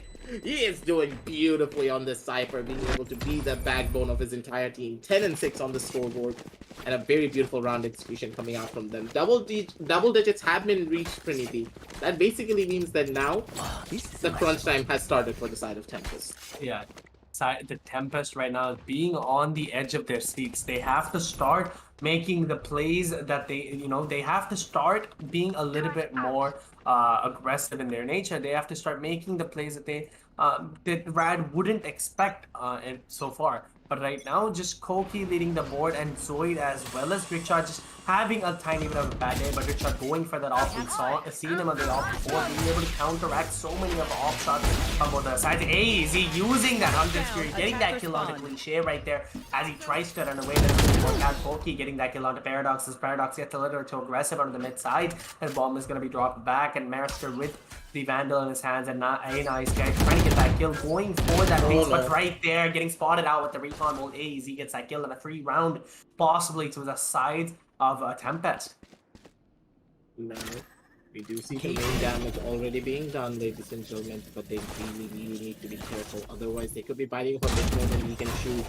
And in this 2 versus 5 situation, it's all about getting as much damage onto the side of the defenders as possible, because you do have to remember that this round is going to be really costly for them if a lot of their members are going to be dying out. It's not about winning out the round at this point. It's all about getting as much damage as possible. Look at Koki's positioning. Koki was actually outside of it, but Zoid, he's on the back end. He does find one kill, but Relics is going to be there to shut down Zoid at the bare minimum as Master is not going to be able to do much. Koki already inside of the side. This guy is just so sneaky when it comes to the map of Ascent. Yesterday we saw him just completely bamboozle the entirety of GE, and today as well, he just pushed it straight through, just sitting inside of the cyber cage. He's like, yeah, I'm gonna be the boogeyman here, and I'm gonna shut you down before you can even expect it. Definitely, Koki is just having a time of his life at the moment, leading the board with 13 kills, and Cliche leading it with 20 and 11 and 7 assists on his sides. Man, oh man, he's looking strong, right? So 10-7 on the board right now. Yeah. Rad Syndicate, Tempest definitely did something Rad didn't expect, but can Rad do the same thing to counteract Tempest? Because they only need 3 rounds while Tempest needs 6. Right now, they can't give unnecessary peaks and unnecessary picks to the sides of Tempest. They have to play this a little bit more cautious than before. So right now, Drickshot holding that op on the B side. 2 people does get spotted out, or at least 1 gets spotted out, possibly the Cypher on the sides of B. Zoid holding that Paranoia on the side of A short. Can they possibly take an aggressive play? Right, they are playing this very slow at the moment. Rat Syndicate. Paradox does go in aggressively, possibly getting that kill. Misses it shot. He's having a bad time, but still secures a kill with the classic. My god, he's having a bad time. Koki getting that kill on the Cliche right there. Possibly Drickshot going for that off kill. Doesn't really work out. Misses both of his shot. Paradox needs to play this very bit differently. The damage is to be done. Look at the small banks at the very least coming down from Paradox. Shuts down the Jet to really low HP. And already this 4 versus 3 retake is not going to be looking as clean as possible, but the shock darts are going to be instead. The damage is to be done, ladies and gentlemen, but from the back end it's going to be Cougars being able to find one. Easy finding another one onto his sideline, and Relic's going to be the last member remaining. Trickshot jumps down from the side of Heaven with that operator, shutting him down instantly. Paradox is not really having the best time with that Blaze-Storm when it comes to those right clicks, but that sometimes does happen whenever you play Jet Roulette. So 10-8 on the scoreboard, and a very beautiful round coming out from the side of Tempest when it came to that retake. Rad Syndicate had that in the hands though. They had that round so well, but the bonus positions, plan position didn't really work out. But I don't know why Rad keeps going for that aggressive piece. Because right now, Tempest understood what Rad is doing. and they have to play a little bit more different than what they would expect. So Rad has to change up their play style a tiny bit more to be able to free themselves to get a little bit more picks by being patient more than getting aggressive. As Relic going for that camera plays and good shot, holding down a short with that op, and no one's gonna choose to peek it, so it's gonna be a waste of an op right there. But the sides of Paradox does also have a Phantom, and he's going to be holding down an angle that no one is going to expect on the sides of A. Now, Paradoxes. He's holding down from the top side of top side of A main, but not really anyone's going to be opting to go in for a peek. They're playing it slow and they're playing it very systematically. The other does come on through, does spot out the operator play, but it does not spot out Koki, and Koki's in the prime position to shut everything down. Koki does stop out the showstopper, and that is going to be a very crucial kill coming out from them. Even though the side control has been established, this retake is going to be a lot more easier, especially with no showstopper being available and no man advantage on their side. Direct shot though misses the first initial shot, and that's going to be hurting him. But Paradox says he could be opting to go in for the peak if he's not careful. Paradox says he does get one of the kills. Another showstopper has been used from the side of the defenders, but the damage has already been done, ladies and gentlemen. Zoid gets one kill, Kubrick gets another, and it's going to be 3 versus 2 on the map, with the 100 Fury still available from the side of the Soba. Master is gonna opt to choose to use that Hunter Spirit, getting that one tag and halfway done, gets that kill onto AZ, but Relic with the backstab getting a kill onto Zoid right now in a 1v2 situation, but Raster is right there getting that kill on Kubrick right now. 11-8 on the board. Can they make this work? This is going to be a little bit hard. Choosing to stick that diffuse instead of just letting go and run away and save your life could possibly been a better choice than putting it all onto the hands of Cliche. Cliche having a little bit of hard time getting that first split as of now, right? Because he was a little bit strong on the attacking side, defending side, but right now going for that attack where he's just looking a little bit shakier than usual. But still, Koki with that off angle, he could have definitely got more than one kill. He should not have peeked that angle that wide. I think he should have got that kill onto the opposite team's raise and should have just held back a little bit more. Trick shot getting that kill onto Paradox right there, getting another onto Cliche, giving a head start to the sides of Tempest. That was a really beautiful execution coming out from Trick Shot as well. But at the same time, you do have to consider something. You cannot play the same angles over and over and over again. And Paradoxes and Cliche, they just walk into the waiting arms of that operator. It doesn't matter who's on the enemy's opponent side. Whenever it comes to that angle, you cannot play the same strategies whenever you're facing such high-level opponents. And in this situation, Cliche and Paradoxes have to pay the price for it. 11-8 on the scoreboard, and it's going to be a man advantage, a 2-man advantage towards the side of the defenders. And it seems as though the entirety of Rad Syndicate, they've slowed down quite heavily. They don't know where to go just yet. No sound has been made on this entire map, and Ananias and his teammates are slowly making their way down onto the B side to see what they can find, with Relic being onto the lurk, trying to get one kill. One kill is all that they need to try and execute down onto this B side itself. No noise being made, but you do have to remember that Ananias, he still has his ultimate ready for any sort of a fast rotation play that could be coming on out. A good place from all the members. The Paranoia does go on through. The grenades are being thrown out, ladies and gentlemen, to stop any sort of an immediate aggressive push. But with the push coming down on the back end, it's going to be Anais with the first kill. This is going to be such an important kill. Grandmaster not being able to find it. Trickshot's going to be able to shut down Anais. And already Relics is in no man's land. Tempest AEC shutting down 2. And that's going to be 11-9 on the scoreboard once again. And Trinity, I do believe that the similar strategies being used over and over again, it's not really working out for the side of Rat Syndicate. Yeah, because Paradox, right? I mean, Rat Syndicate right now needs to find a different way to enable the players they have, right? Because they can't enable Cliche at the moment because he hasn't been able to get more than 20 kills. So he has to just use around utilities to enable Cliche, possibly funneling him to get the entry frags and etc. Right now, they are gonna opt to go for that eco buys, which means around could possibly end up in the favors of Tempest. So the one player with the SMG in his hand is going to be the Cliche. That Paradox with the ult in his hands. This round relies mainly on these two players right now. The Oppa is going to be out on Trickshot as well.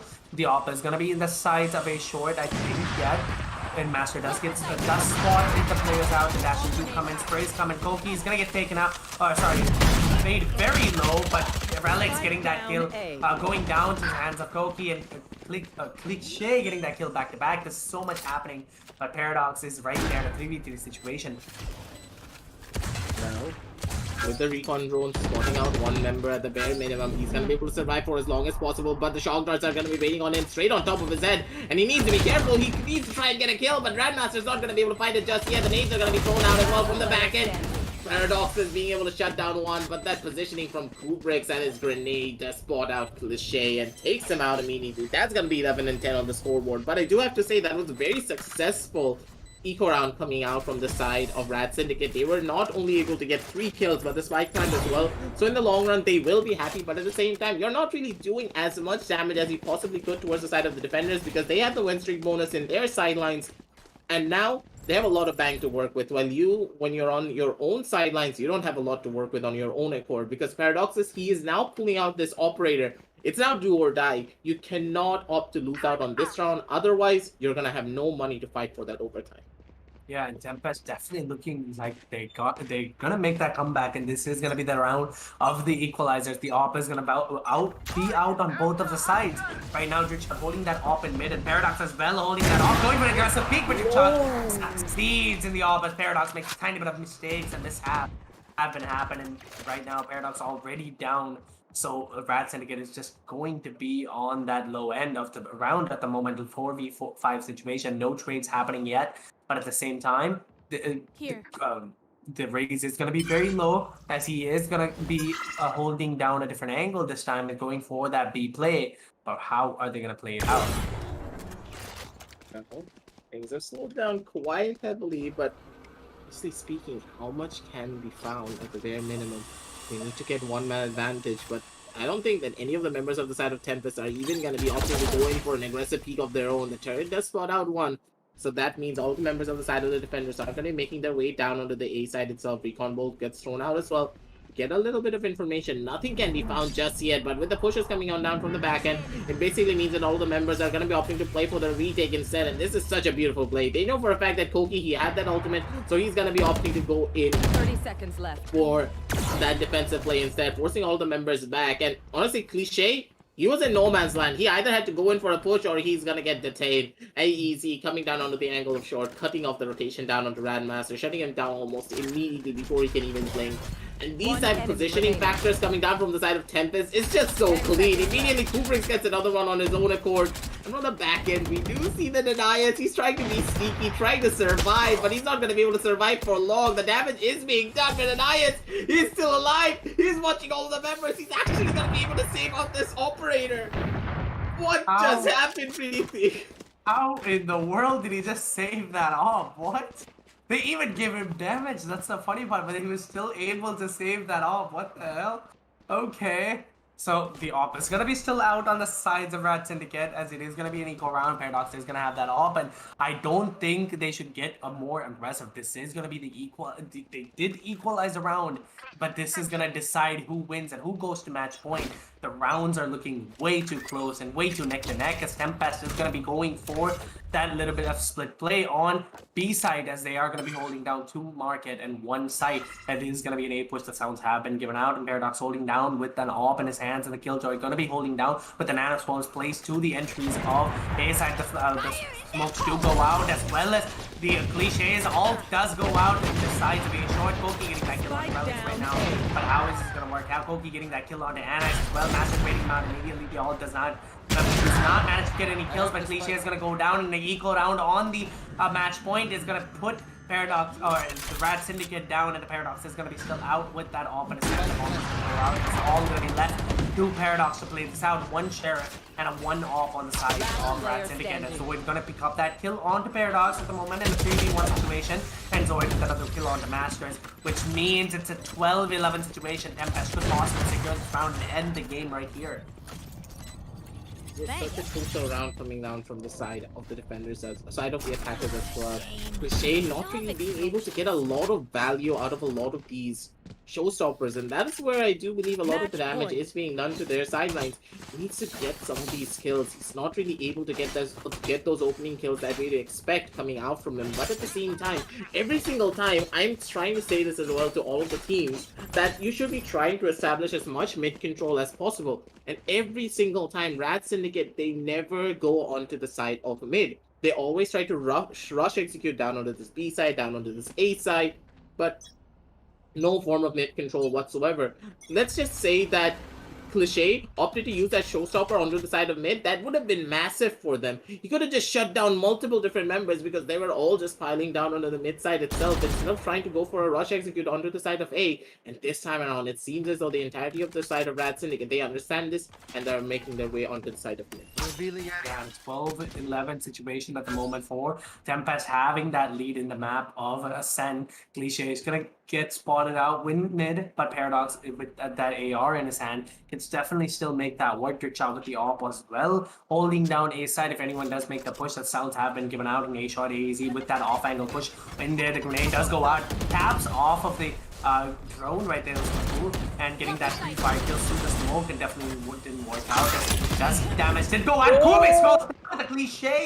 The bot with Zoid right there getting 2-3 of his own. Cliche getting another on to Zoid right there, but still 11 to 12 and a 2v3 situation. Cliche has to play this very safe as possible. And Cypher does go out. That Koki is gonna hold the lead, holding an off angle, but there it is. The equalizer 2-2. Both of the sides have the advantage at the moment, but the AWP is gonna be still out from the side of your shot, but this is all left to the retakes, and Cliche as well as Relic has to play this very slow as possible, and no utilities from both of the players on the sides of the retake right now, but all the utilities are available with the sides of your shot. How can he make this work? The ult is going to be out of his hands right now, and can he get the kill? Then off angle holding by both of the players at the moment. This is going to be the hardest thing to watch. Right now, there is going to be an aggressive peek. Spotted out, Richard getting that kill. All right, there, possibly going for that kill. The round might be secure. Clutching it out! The man himself with that classic! What a play by sides of Rad Syndicate! What? I thought the match was over! Aggressive, I got way too excited, I'm sorry, but I thought the match was over, what? That was way too close from Dick's shot. I do believe that he panicked and he expected Relic to try and go for a desperate play and go in for a push. So he opted to aim towards that right-hand side, but Relic, he had the resolve to go in for a full spray with that Vandal. Very questionable at the very end of it all, but whips out the classic and shuts him down at the bare least. That was a pretty rough round to watch, but in the very long term. But I do believe that that's what happens. Whenever experience comes into play, I do believe that the blood was coming a little bit too much onto the side of Drickshot and he crumbled under the pressure, but in the long run that does happen, ladies and gentlemen. So it is going to be the first overtime round coming down from both of these teams. And this is going to be such a crucial round as well, because all the members of the side of Tempest, they're opting to go down onto the side of mid itself, but already Zoid, he has the first initial kill off, and with this first initial kill, he's going to be able to open up a lot, because now, without Cliche, they don't have any means of stopping any sort of aggressive push that could be coming down onto this A side itself. So now, they're on the back foot. Yeah, and don't get me wrong, but Paradox is still in that side with 20 kills of his own, right? So he can definitely still make the plays happen. Relics is gonna go for that little bit of defensive play, but he's gonna get fought out, getting that kill, and it's gonna be two of his own, and Drickshot trading him out immediately in 3v3 situations. The attackers are gonna look a little bit shaky at the moment, but Drickshot Paradox getting two of his own. I told you Paradox got this, but trades do go out. Master as well as AZ, Soba versus Soa, the twins of the match. Can he clutch this out? 30 seconds left on the clock, and a fake plan does go out as a recon ball or shock dart does go out, and damages do go out at the moment. And a fake plant again, but this is just AZ is just gonna make no noise whatsoever, waiting for him to make a mistake at the moment, possibly going for that aggressive peek, and goes for the aggressive peek and gets that kill on AZ. 13-12. Master playing that very smart. The smart. Switching it's just, man, what are these players neck to neck constantly? Rad Syndicate on the front foot at the moment. Can Tempest come back?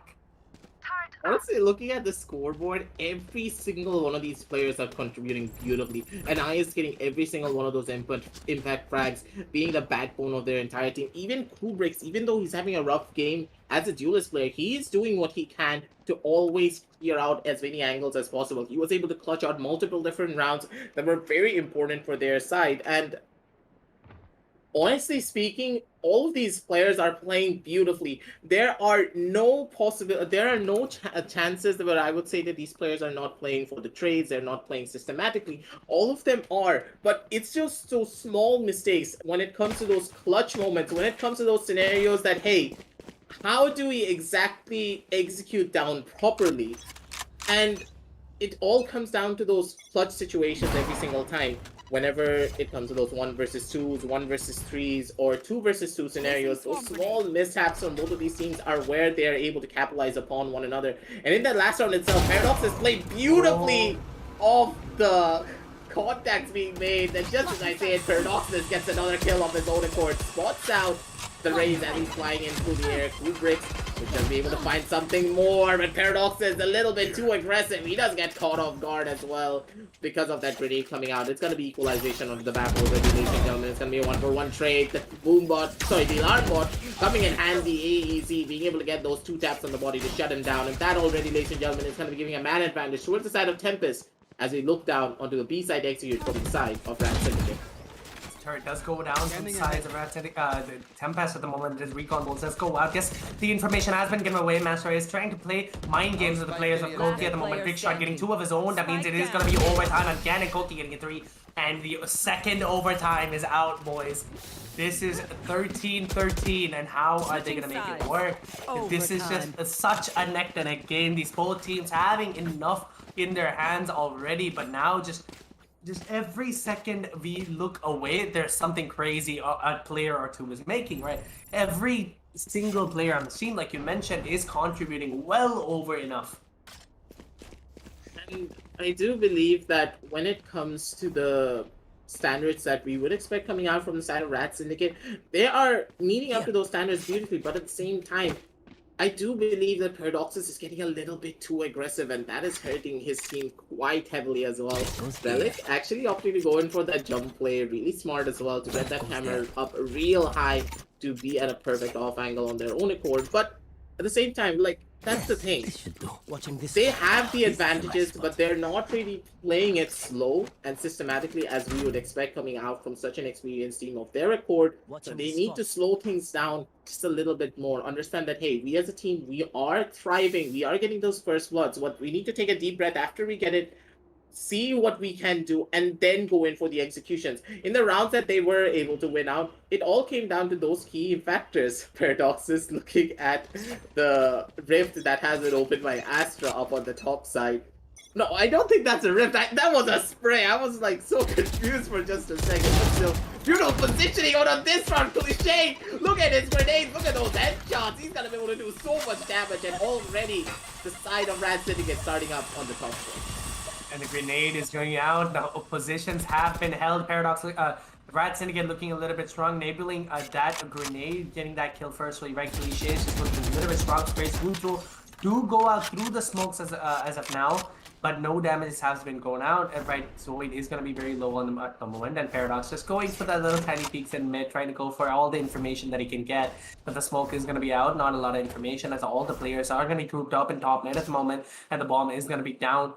With Sova in top mid, and they just have to play as slow as possible, because right now if Rat Syndicate makes a tiny bit of a mistake, like Paradox going aggressive again, it's gonna be the round gone, right? They can't make that mistake again. And a Satchel going out, the sound has been made as Anna is holding a different angle this time, as we've seen before, and the sound's constantly going on 1-by-1.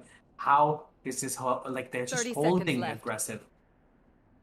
They're holding it in such a way that it's really getting scary more and more, because with only 20 seconds left on the clock, they need to go in for an execution quickly. And Cliche, he's in the power angle. He's in such a beautiful power position of his own accord. Every single one of the members are holding down from the back end. Cliche now being able to squat down one. He gets the first initial kill already, being able to shut down everything. And what was that 180? I saw that on the side of my screen. Cliche just shutting him down.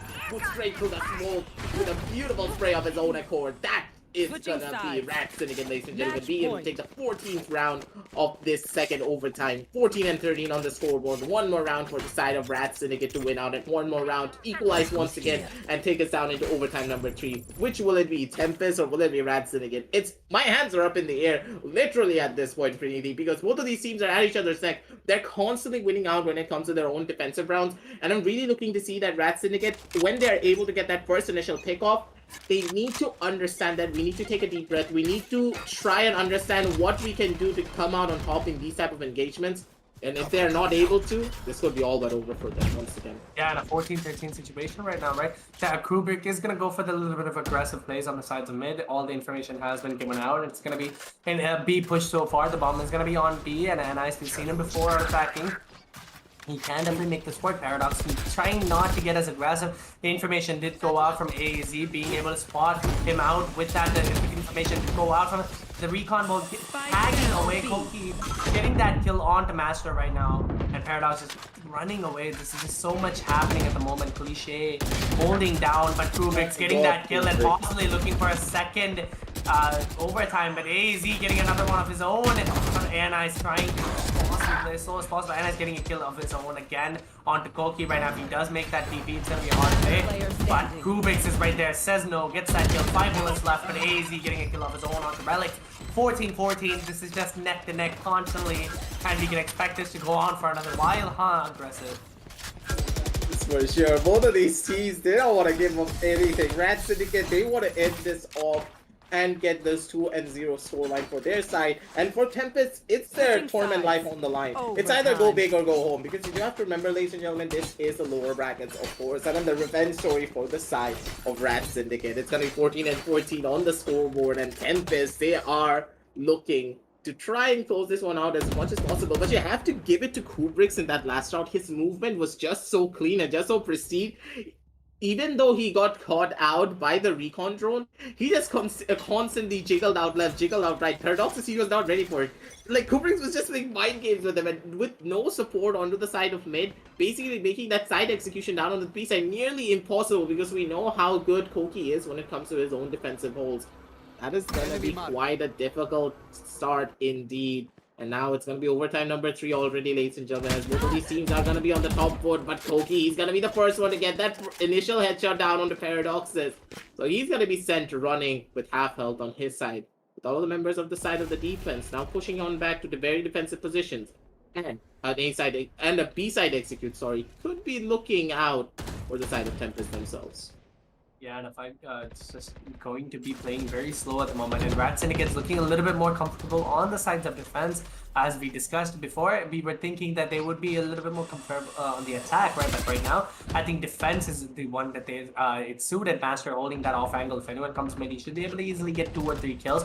But right there, Anna is getting a kill of his own onto Zoid, Smoker onto Smoker. Can he get that kill onto Kubrick? Gets that kill onto Kubrick, but Koki's right there to trade him out onto Clicks. But AZ gets a kill of his own right now in a 3v3 situation. If Tempest does manage to get this round, that means it's safe to say, possibly Brad is going to be on a little bit disadvantaged because they haven't won any attacking rounds of the overtime so far. But AZ is going to be holding down just with that recon mode in his hands on A long, but 2 people are going to be inside. The Paradox holding that down at the bomb is going to be going down on site. The headshots tries to connect, doesn't really work out. Relic getting a kill of his own in a 1v2 situation. Master left alone. Sounds have been made. How can they make this work? Going a little bit aggressive than before. The ult is going to go out, getting that kill onto him. Going for a spray switch. Doesn't work out. Trick shot managing to get that kill onto Master. 14-15. The first time in a while the Tempest had that lead in their hands. So such a crucial round coming out from them as well, because you do have to remember that the attacking side has not really been working out much for the side of Rat Syndicate, so they will be feeling the pressure, because it's either go big or go home at this point. You either take this round off, you take us down to overtime number 4, or you're just going to be giving it up and going into map number 3 itself. And that, ladies and gentlemen, is where all of this excitement is about to start, because now I do believe with Rat Syndicate having their backs against the wall, they don't have that cushion anymore, because they are now the ones who are going to be feeling the pressure. And with this massive amount of pressure on their minds, will they be able to clutch out this round this time around? Because now it's a do or die situation to work with. 14-15 on the scorecard, and with the pause coming down on this, and with the pause coming on down onto their side, both of these teams are going to be thinking what exactly we can do to clutch out this round itself and try and close this one off, take us down to map number 3. Tempest, the thing is that a lot of the rounds are coming down to these 1vx scenarios, basically meaning that both of these teams are trading each other efficiently. But once again, it is all coming down to the over aggressive plays that are coming down from the side of Rat Syndicate. And sometimes when they are trying to be over aggressive, for example, in that previous round when they were trying to establish mid control, I would have expected all the members of the side of Rat Syndicate to go in for an aggressive push onto the side of Market and play for those trades, but none of the members wanted to go in for that. Paradox is second guessing himself, staying outside of the market angle, not opting to push Kubrick's. Basically meant that they wasted so much time that all the members, when it came down to the side of B main itself, they were not able to push on in. The push getting slowed down so much that with only 20 seconds left on the clock, they needed to go in for an execution and they didn't have the advantage on their side. And I'm really hoping that the entirety of Rat Syndicate, they can take a deep breath and then come back even stronger, take us down to a 15 and 15, and keep this overtime going. Because honestly, when it comes to overtimes, I would love to break the record once again. I know, and this is so good because both of the teams are constantly neck to neck with each other, and they can definitely manage to make it work. Because right now, they're just both the teams seem so comfortable on each side. But right now, it's 14-15. Right, Brad Syndicate hasn't won a single one on attacking so far. But if they do in this overtime, that means it's going to be another equalizer. But can they make it work? Right now, if Paradox doesn't do something, very aggressive, I think they can definitely have that in their hands. But right now, Rat Syndicate just needs to be more careful on their legs. They need to make those plays that are impactful more than getting aggressive, giving the first bloods or etc. That's for sure. And honestly speaking, it seems as though both of these teams are just at each other's throats, as I just stated before. Both of them can just take it to the next level, but they need that tiny little bit of edge. They need that discipline to come out at the bare minimum to take those advantages against one another. And I do believe that Tempest, they have that down, because we have seen Koki be an absolute dominant force because of how he's actually playing a lot of his angles. He's playing the off angles and he's playing the traditional angles. He's constantly switching up. He is being a disciplined player, but Rat Syndicate, they need to step up as well. They need to understand that, hey, we as a team, we are making these small mistakes. We are not really playing together as a unit that we would normally. Cliche is able to get those entry frags, but he needs some form of backup to come with him. And when Paradoxus is being that aggressive player, he's trying to go in for a lot more of those solo plays. And that is where the side of Rat Syndicate is hurting. And hopefully they're going to be able to come back and be even stronger. And I do believe that the pause is just about to stop. Both of the teams have strategized for long enough. And now, ladies and gentlemen, we're going to be kicking things off and see where this leads. Either the match is just about to end with Tempest being the victors, or Rat Syndicate, they still have a fight in them, and they will keep on coming back even stronger. I think they have to play as much slow as possible right now. They can't give a lot of sounds because if they do, it's going to be a little bit hard. Paradox does get spotted out with the turret from the sides of Koki. But Anna is just holding down a mid angle right now. If he does peek this, there is going to be a player watching him. Kubrick's he tries not to make a mistake so far, holding down that mid as well as the top mid angle. Well, Anna is just going to be holding for that aggressive plays. The grenade does go out, and Master is going to get tagged out a little bit more than the shot. It's going to go down to 15 HP, and Anna is getting that kill early first blood onto Kubrick's at the moment. And there it is, folks.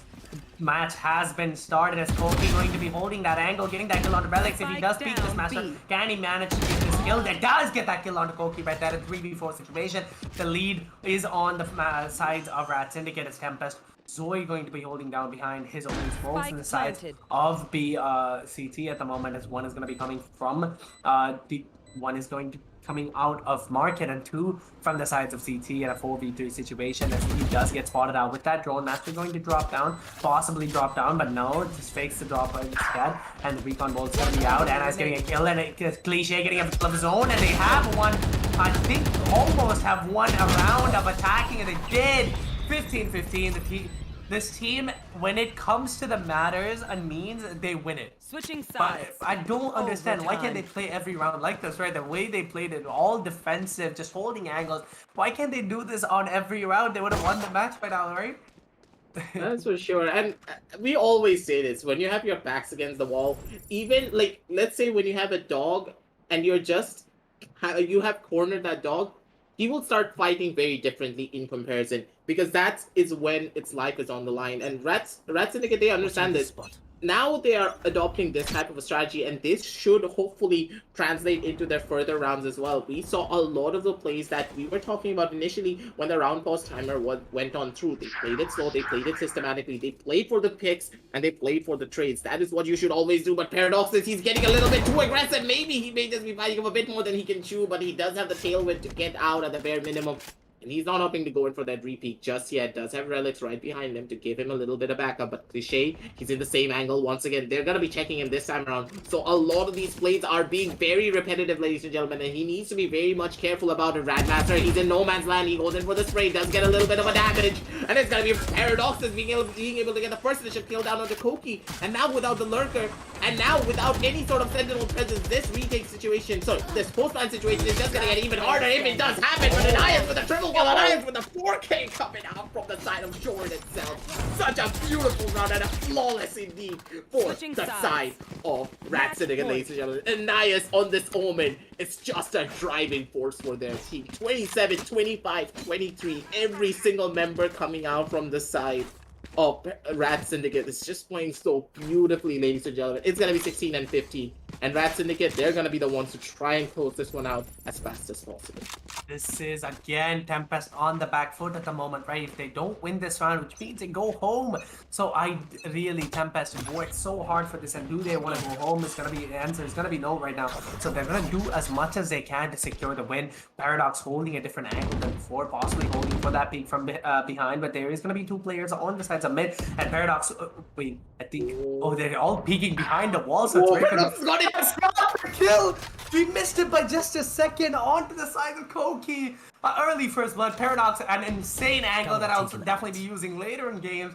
Relics right now holding on to B main just for any type of backstab kills at the moment and going in for the aggressive plays. Can he get that kill? But no, Krubik's going to trade him out immediately, and rotation is going to happen again, and going into that CT right now, possibly getting any of the backstab kills that could possibly happen, and there's just so much happening at the moment. It's just slow as it gets, and Paradox with that off angle, he was definitely a valuable member of the round, getting that first blood, but at the same time, getting a little bit over aggressive. The Cypher losing his life is not what you want. The turret is going to be still out and trying to go for that turret, but no, Kubrick's getting that kill onto Paradox, which means that Brad is going to be on the back foot.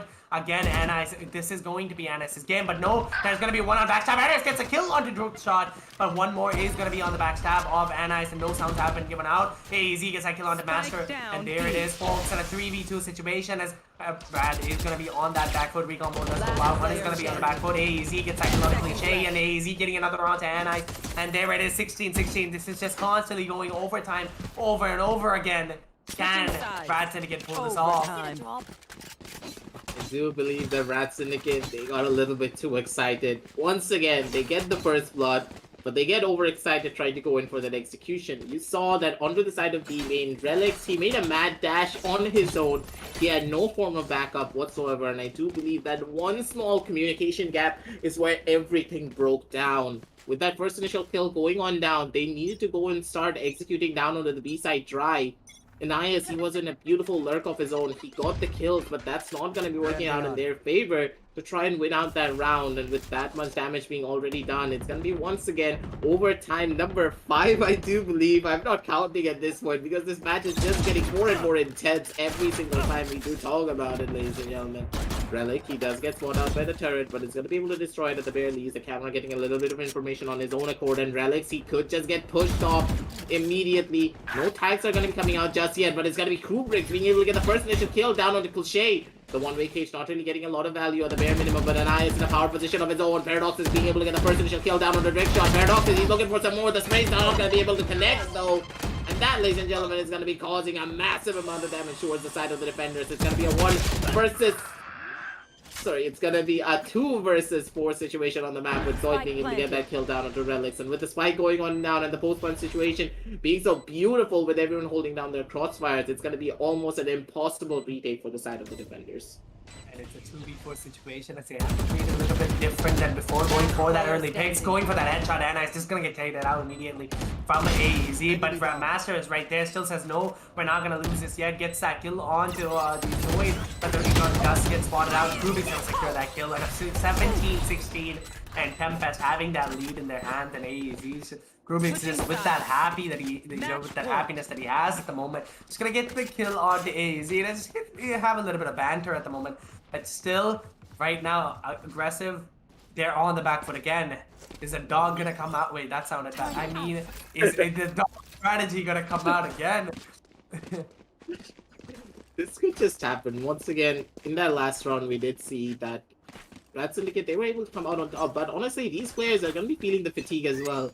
And here is where Valorant's mental game comes into play. How much pressure are you going to be feeling when you're on your sidelines? And that is where the pressure is about to start. Next shot finally pulling out that operator on this round, just being an absolute menace of his own accord. And now with this change of strategy, they're going to be able to catch the entirety of the side of the defenders, side of the attacker, sorry, off guard. And that is where the damage has to be done. The push is going to be coming down onto the back end, but Anaya's actually gets that kill straight through the smoke as well onto AEZ. It's going to be equalization onto the map itself, but Relics gets another kill down onto Zoid. The lurk working so beautifully. And now Kubrick, he could be the one to do the damage, but with the rotations coming on down onto the B side itself, Relic, he has side control, but the spike is onto the side of A itself. Maybe he's gonna be able to get those kills. Relic, he needs to survive for as long as possible. He needs to do the damage on his own accord, but look at the positioning of Paradox, and maybe he's gonna be able to get that skill, and he's gonna be able to shut down his twin sister. It's gonna be Cooper versus 4 on the map. And Ias gets another kill. And Ias is hunting down for his last one. He gets a triple kill for himself, shuts everything down. And just as you stated before, Beniti, the backed up strategy when you have your backs against the wall coming into play. It's gonna be 17-17 on the scoreboard, ladies and gentlemen. I wish that CA was here to watch this because we may just be breaking our overtime record this time around. This is just such a madness, you know, constantly having the rounds go back and forth over and over again. It's just very difficult. Relic right there with the setups that he is going to be doing. He has to play a little bit different. He doesn't want to get, you know, it is going to be a B rush. So Relic has to have at least 1 or 2 kills, and the early pick, it does come in.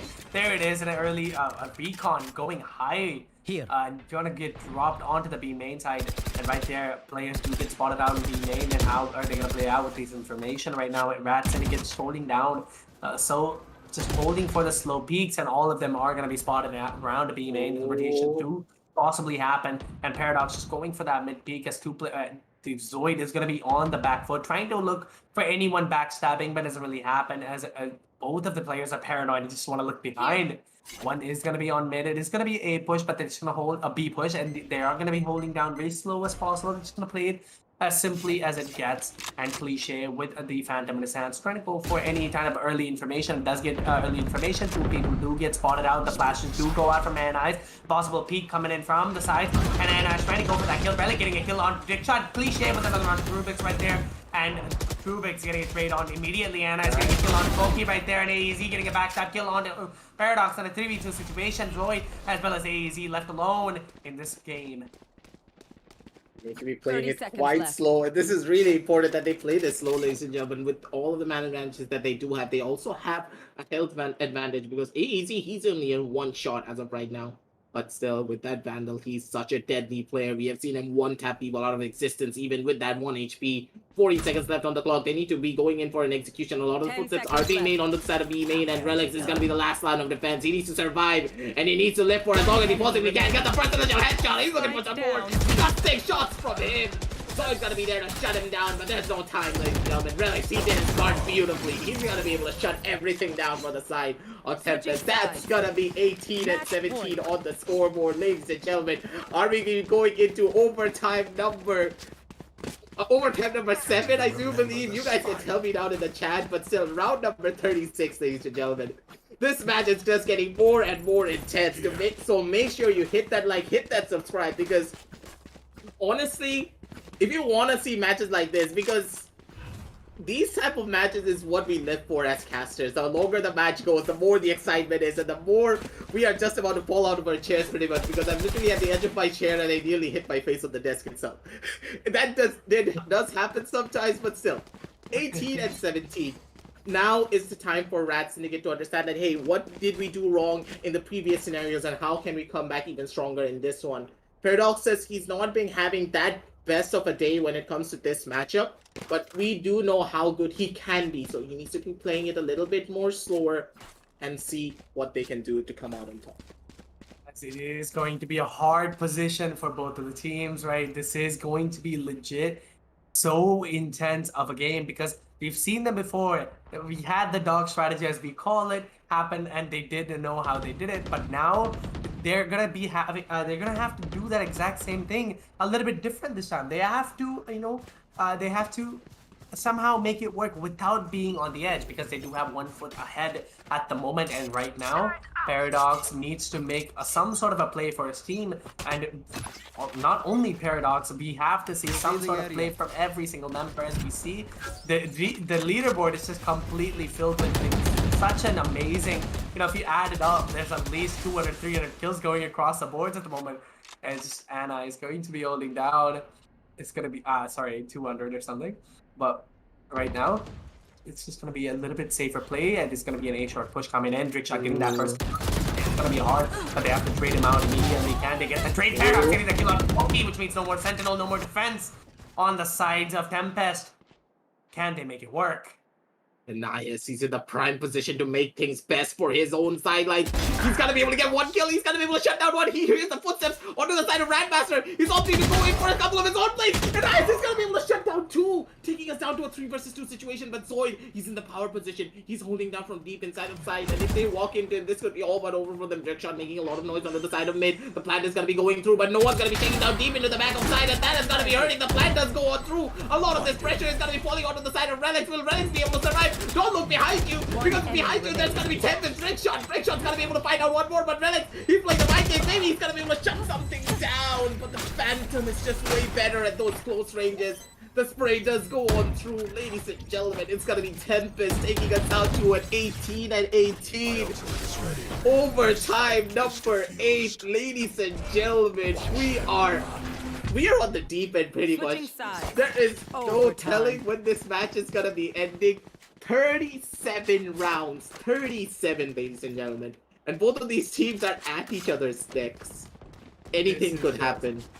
This is crazy how they're playing right now. Just so, both of the teams are just so well playing this Zoid, having that prime position, and being able to get that kill on the Master to secure that round for the sides of Tempest, because that's what you want. Patience, right? And right now, Tempest looking very, very scared, as well as Rat Syndicate constantly getting the defending it out, but not being able to get the attacking. He's just very scared. Right now, I think both of the teams are edge, man. I don't know why. I'm just so energetic. It genuinely seems like I have some issues going on. Right? It's just so crazy how well both of the teams are playing, and the wallbangs do come out from the sides of Zoid. Can he get a kill? The wallbangs, no damages go out from both of the sides yet, but there are Tempest is gonna be Tempest Drickshot is gonna be very low at the moment. 26 HP left on the left in his bar, and Master is gonna be left on 87, and just information after information going out. No trades yet.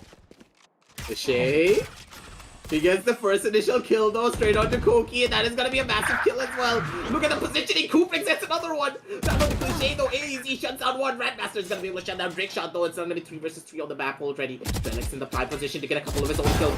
Paradox is being able to shut down A's. Eat that headshot. So clean, so crispy. He needed that. But look at the positioning from Radmasters. He may just be able to catch out Zoid as he's making his push down onto the B side. Maybe getting a 1 more kill off his own. The positioning just so clean, but Zoid, he actually misses him out in the very last second. Radmaster is gonna be able to shut down Kubrick. The spike is now onto the side of the defenders, ladies and gentlemen. Maybe he's gonna be able to get 1 more, but Zoid, this man is just so sneaky. He's able to shut down 1. Relics, he's onto the side of Market itself, but he needs to be playing it slow. He needs to be playing it systematically. Goes in for the feed, goes in for the spray, and it's gonna be Relics to shut down Zoid. It's 19 and 18 once again, ladies and gentlemen. We could be going on to the record number itself, or it could be Tempest once again clutching this one out. Every single round is a treat to watch. This is what we would expect coming out from such high caliber teams.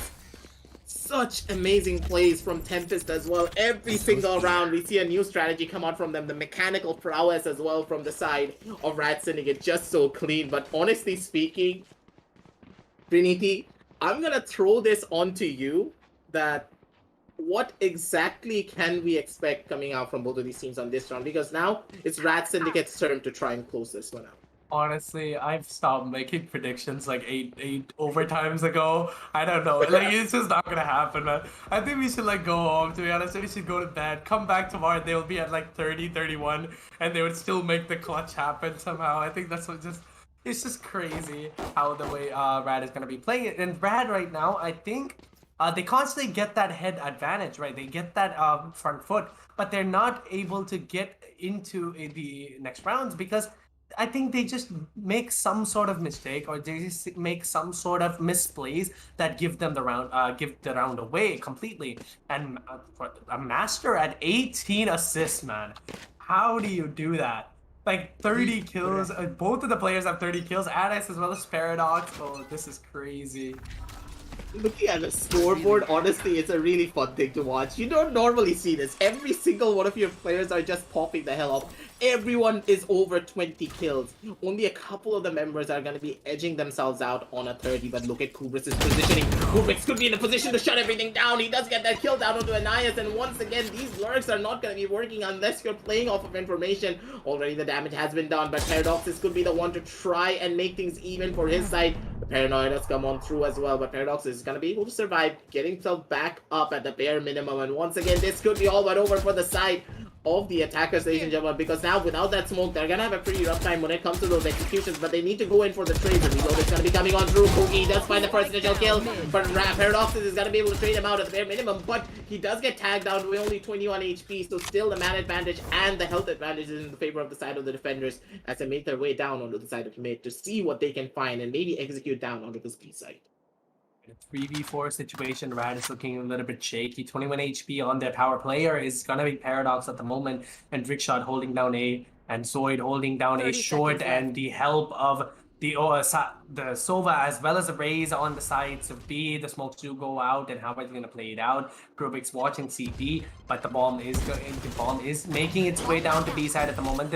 And an aggressive dash comes in from the sides of Paradox. Can he get that kill onto A? Right now, they have to get the kill here onto this Raze. If they lose the fight, it's gonna be hard for them to be able to take this. Going for that aggressive plays, and Satchel is going to go out. Can he get that kill? 4 HP left. Raze do go in, doesn't connect. Paradox getting that kill onto Trickshot. The ult does come out from the side, 2v3 situation, and max HP. Can he get that kill? He's going to be holding a different angle this time, and going for that kill. Relic gets that kill on there. Both of them are going to be on low. Paradox can. He clutches the round out. The ult is going to go out. Dodges it. Insane. The grenade is going to go out. Gets that kill on there. Kubik secures the round. An amazing display of jet utility coming in from Paradox, but still the better player, Krubix. Going 19 HP and a 19-19 score. Oh my god. Huggy, what do you want to do at the moment? I don't know anymore because we broke the record, ladies and gentlemen. Our old record was actually at 20 and 17 score line. Now we're already hit it. We hit the 19 and 19. We finally have our official new overtime record. It's gonna be going down even longer, pretty much. As you just stated, we could just be going to bed and we'll wake up to these guys being on a 40 or a 50 or something, pretty much. Because both of these teams, they have the energy to keep on fighting. But honestly, that last run was just so good, coming down from the side of Kubrick. The way he used his utility to block out down onto the left-hand side. So basically meaning that Paradoxes, he had nowhere to run. With him going into their waiting arms on the back end, running the shade. He's once again stuck in the corner. Does get pointed out, but Paradoxes is going to be there to do the little bit of damage of his own accord. AEZ gets a first initial shot. Radmaster getting blocked off. It's going to be Koki just rushing on in with Kubrick on his sideline. Being able to get a couple of kills of his own. Relics is down on his Lawson to try and close this one out. To see if he can clutch this one out, but with only 72 HP, the shock dart spray he got in, nearly hitting him straight in the face, nearly taking him out, but he's gonna be able to survive to live for another day, ladies and gentlemen. This is where the damage is already being done. Zoid comes in from the back end to shut down Relics. It's gonna be 19 and 20 on the scoreboard, ladies and gentlemen. Both of these teams are at each other's necks, and Rat Syndicate once again with their backs against the wall. They need to try and survive. They need to try and see what they can do. Because honestly, I want this to keep on going. We want to set a record so high that no one can break it. This is just crazy, man. You know, genuinely, come on. Like, no, does no one want to see it like a record? Like, obviously, everyone does, right? Because if it goes down more and more higher, this is just made. Like, what is going on with these players right now? Paradox has to pull out the dog style again, right? They have to go for the strategy that has been working out for them for a while now. 19-20. How are they gonna make it work? Paradox, the flashes do go out. I'm going a little aggressive, getting that kill on Volky with the help of that paranoia right there. And Krub is just gonna back away, possibly playing for that retake. Let's see how this works out. Now with the man advantage in their favor, Trickshot getting spotted out with the Owl drone. Basically meaning that now they're all on the back foot. So much information being given away. They know exactly where all the members of the side of the defenders are going to be, ladies and gentlemen. But Elias, he actually still gets that kill down on the Trickshot. Rubens is going to be able to shut down one. Zoid gets another one down on the Cliche. Maybe the damage has already been done. But Grandmaster, he needs to get this kill. He's going to be able to survive. Rays are going to be quick out as well to do the damage onto the back end. Maybe Kubrick is going to be able to get the kill. Kubrick gets one of the Grandmasters. It's going to be Kubrick is two on the back. Both of these teams are at each other's necks. Paradox is trying to shut it down. But it is still going to be the side of the defenders. Tempest, they shut it all down. We're going to be going into map number 3 with the overtime record being set on a 19-21. Tempest, they deserve this. Oh my god, this was a match to remember, ladies and gentlemen, a match for the books. Tempest, they take the score to a 1-1, and I can't believe I'm saying this, but we have one more map to go to end off this set. 19-21. What is going on? This is one of the craziest matches I've seen so far. Paradox leading over 39 kills, huh? This is crazy. Such an amazing display of performance from both of the teams. Such an amazing strategies used by both of the teams. But Rat Syndicate, unfortunately, not being able to clutch that out. But still, it was a very well played out match from both of the sides. That is for sure. But honestly, we have a lot to talk about. 40 rounds of absolute madness. So let's head into the Western Digital Black match highlights to break it all down for you, because everything is still a blur in my head. I don't know what to think. I don't know what to expect.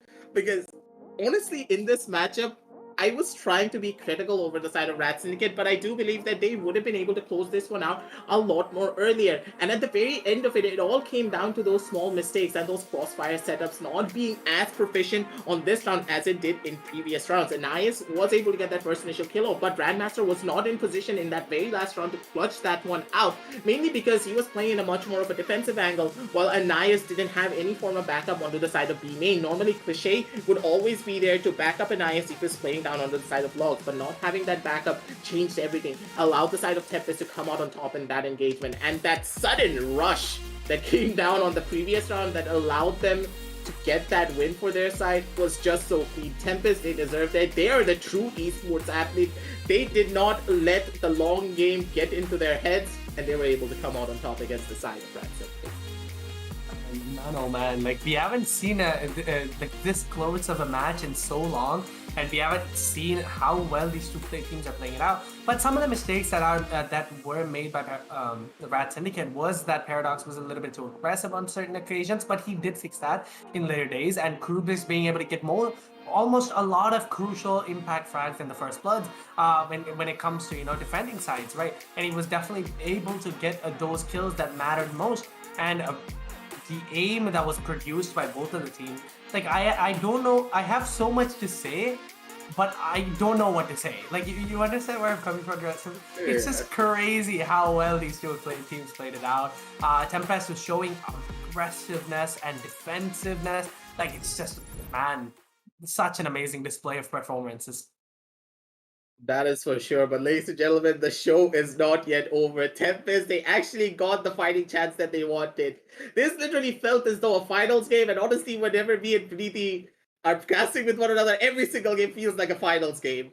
Yeah. This game went down for 40 rounds, but still we have a lot more to go. One more match to come on through. But before we do end things off and take a little bit of break ourselves as well as give it to the players, I do have to remind you of the deals that we have set up for you down in the links in the description below. Let it be the Western Digital Black performance storage, purpose built for gaming, or the AMD Ryzen 5000 series processors, which will allow you to both multitask and game with ease. We have it all set up for you down in the description below. Very amazing, a lot of amazing deals for you to see and see what suits your fancy for your next big upgrade. But for now, ladies and gentlemen, me and Praniti, we're going to be taking a break with the players as well, and we are going to be setting up map number 3 for both of these teams, and we're going to be back with you real shortly with the WD Black Open Cup.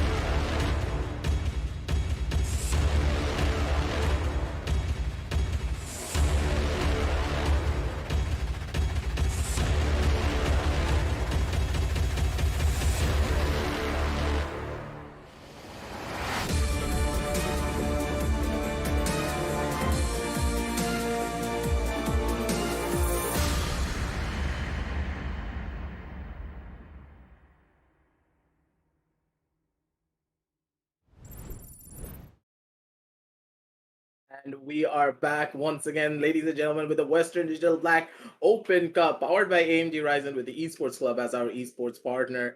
Honestly, ladies and gentlemen, after such an exhilarating game number 2, 40 rounds of absolute mayhem chaos, with Tempest being able to close that one out, taking us to a 1-1 scoreline, they keep their tournament dreams alive as we go into map number 3. So let's look at the map video screen and see where we are headed, Preeti, because if it's Haven, sorry, it's gonna be a pretty long game as well if the cards are played rightly for both sides. Yeah, both of the teams have definitely been on the edge so far, right? They've been able to clutch every single second.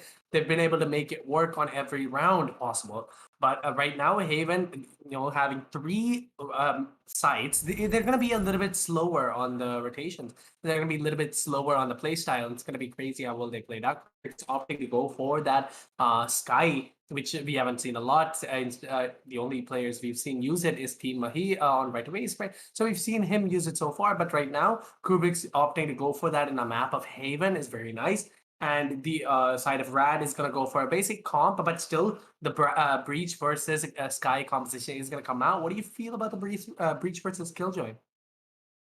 Especially on the map of Haven itself, I'm a little bit skeptical when it comes to the breach itself, because normally I'm not that person who likes to breach it, especially when you do not have that Sova. Normally you would primarily opt to go for that double initiator type composition, but at the same time this composition itself is still very potent, to say the very least. Both of these teams have amazing compositions in their own rights, and with this Sky pickup, I do believe that this will add a little bit more of that spice that one of the teams needs to try and bring it back for their side, because on that last map we saw the primary flaw of their strategies. Not having that flash made a lot of their executions a lot more difficult. All it boiled down to was the pure raw gunfight potential coming out from all of those players. And now that you have that Sky, now that you have that breach, you have that little bit of a leeway and turning point for your side to go in for a lot more of your own aggressive plays. And I'm really looking to see this Phoenix pop off, because whenever it comes to the map of Haven, Phoenix is such a strong pick on his own accord, mainly due to the fact that he has those flashes, he has those hot hands, he can control a lot of different sightlines.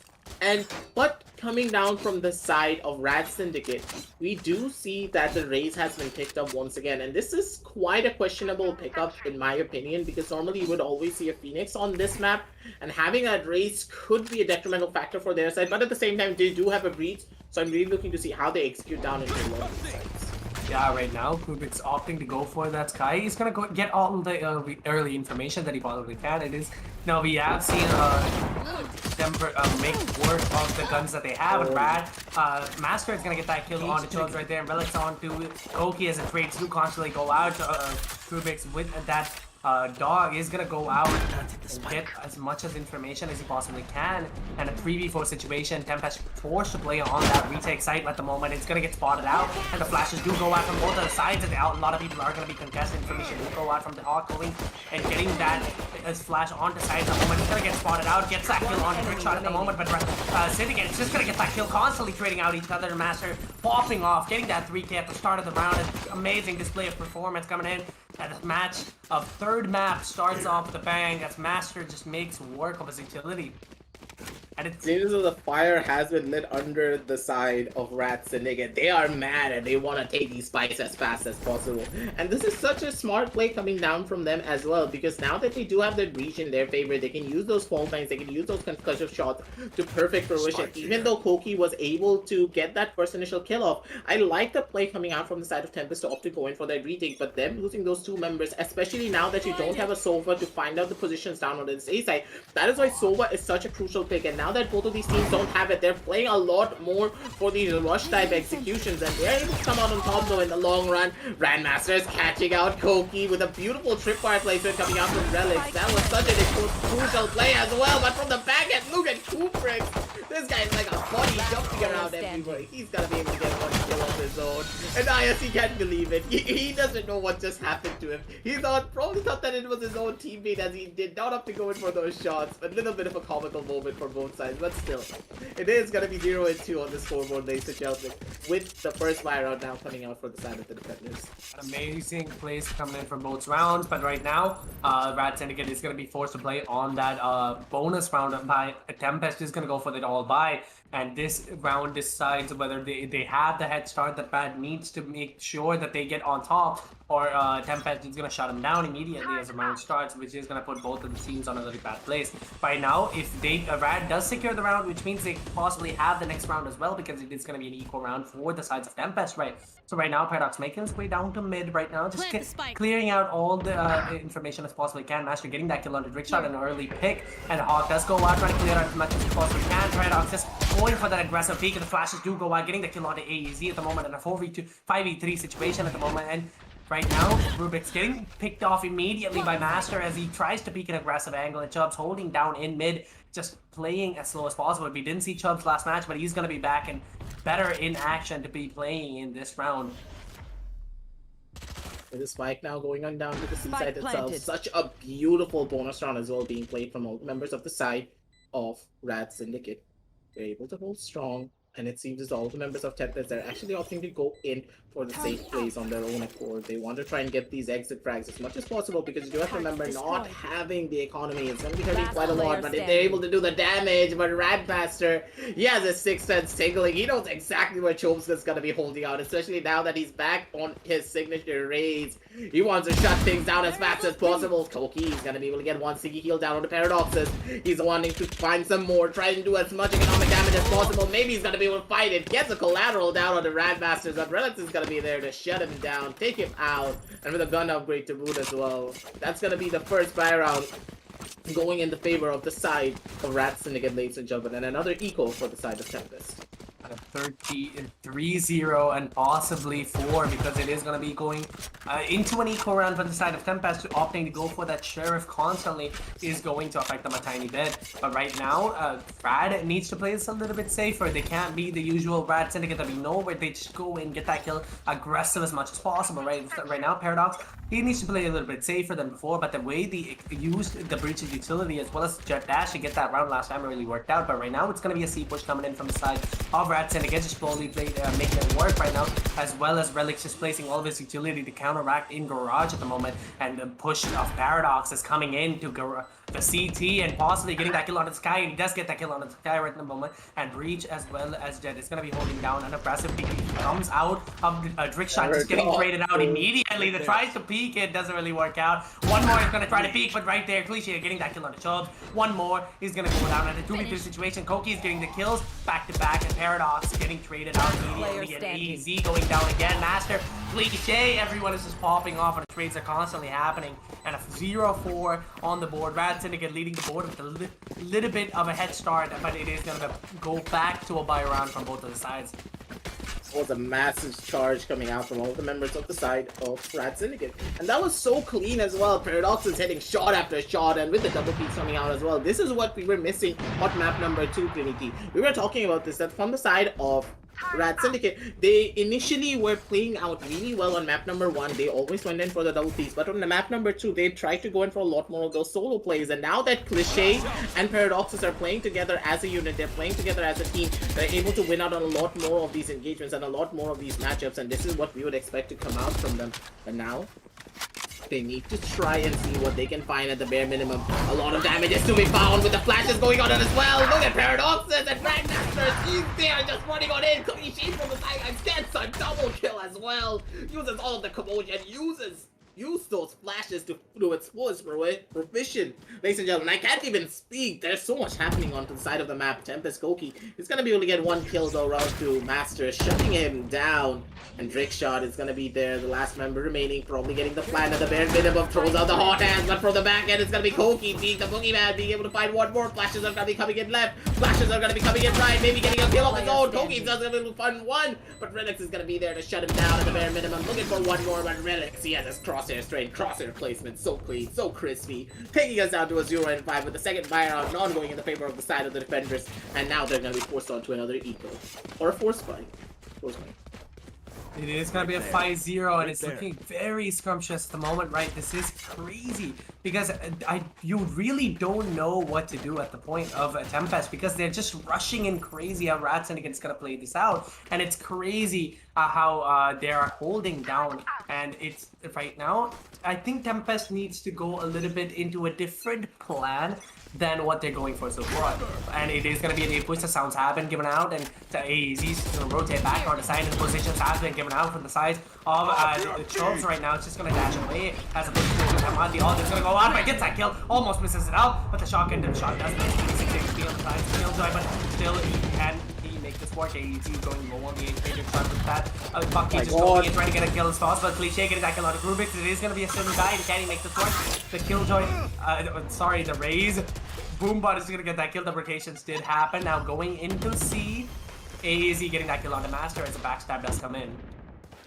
What are these plays from all of these players? Oh no, the turret, the 6-man for the side of Tempest. He gets the kills out of the Paradox. He was at very low HP of his own accord, but the push is going to be coming down from the side of Cody. The flag is about to go down on Relics. What are these shots? All of these players, I thought that they would be playing a little bit more slower. They would be playing a little bit more tactically because of the grueling fight that they had on map number 2. But it seems as though they didn't get the memo. They were like, why the hell did that match go up to 19 and 21? We're going to be closing this out as fast as we possibly can. We're going to be pulling out the big guns. We are going to be feeling ourselves, ladies and gentlemen. That was just a warm-up game, Rat Syndicate said. And now they're coming back even stronger. Headshot after headshot, shot after shot. They are not missing, ladies and gentlemen.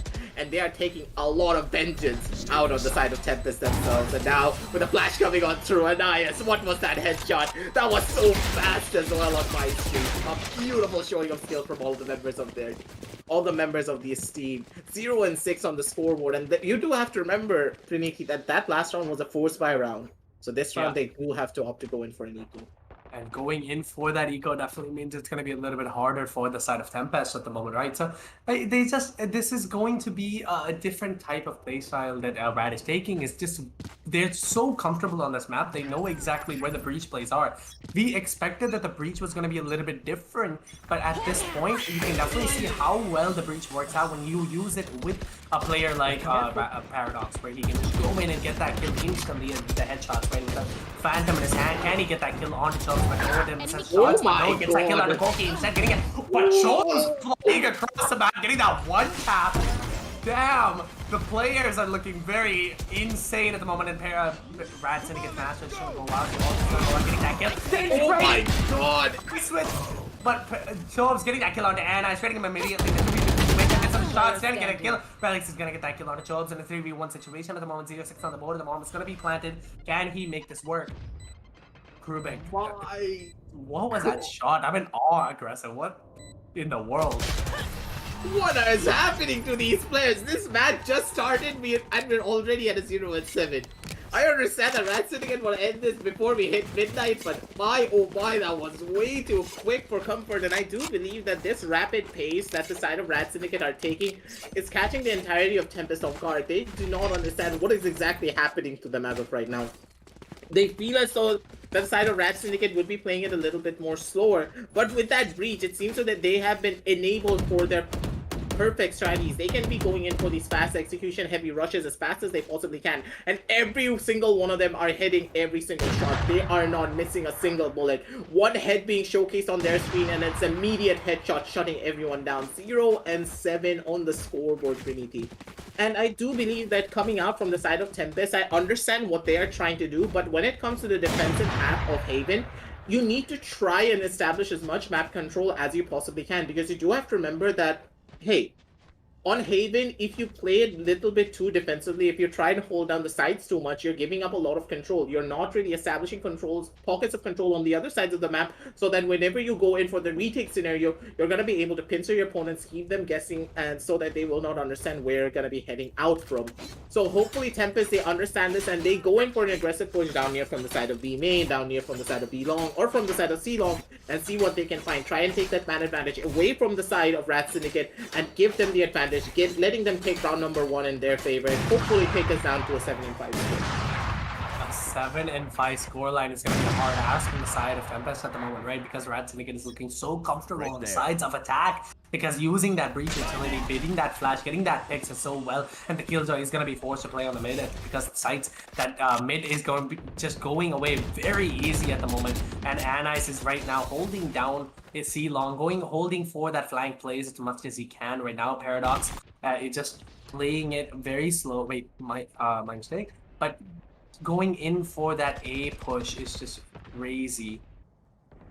Right now, Chob's holding down C-Long with that AWP in his hands.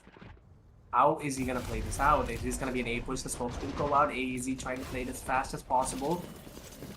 Going in for that dash plays. Slowly but surely, they're moving down from the side of A-Main. The Paradox has nearly got his head taken off, but he's going to be able to take out the head of Koki instead. That was a little bit too close. We on the casters panel could see it, but the players did not. Paradox gets another one down on the trick shot. The shots are raining in supreme, ladies and gentlemen. Paradox is playing it beautifully. He wants to go for one more. The spam is going to be coming on through. Maybe he's going to be able to find one. A little bit of a comical moment in the background. Chobe's going to be able to shut down his twin sister. The damage has already been done. The dash is going to be going on through. It's going to be Chobe being able to find one. Cliche is going to be able to shut down another one down on the Chobes. The positioning advantage is still in the favor of the side of the attackers, ladies and gentlemen. Relic, he's in the prime position to go in for a peek of his own, but Cliche is going to be there to shut down Kubrick's. Cliche, he is mad from what happened in that last round, and he is showcasing his skill down on this breach. We are now on a 0-8 scoreline, ladies and gentlemen. And honestly speaking, they look scary, Rat Syndicate. When they have a mission on their mind, they are gonna be going out hard. 11-2 for a breach? You can't ask for anything better coming out from your initiator. Cliche. Not only is he good with that raise, but he's better with the breach instead. The way Paradox and him play together are very insane. The way he rushes in, getting that kill is very well thought out and very well planned. A strategy that needs to be used in different sets, different matches. Right now, Cliche is going to be going for that early picks. Where Paradox getting that kill on Kubrick, taking aggressive, wanted to see long at the moment, getting that kill, and the players are just getting chased out constantly with that HP. Koki getting that kill on Paradox with the hit shot with that Sheriff going out.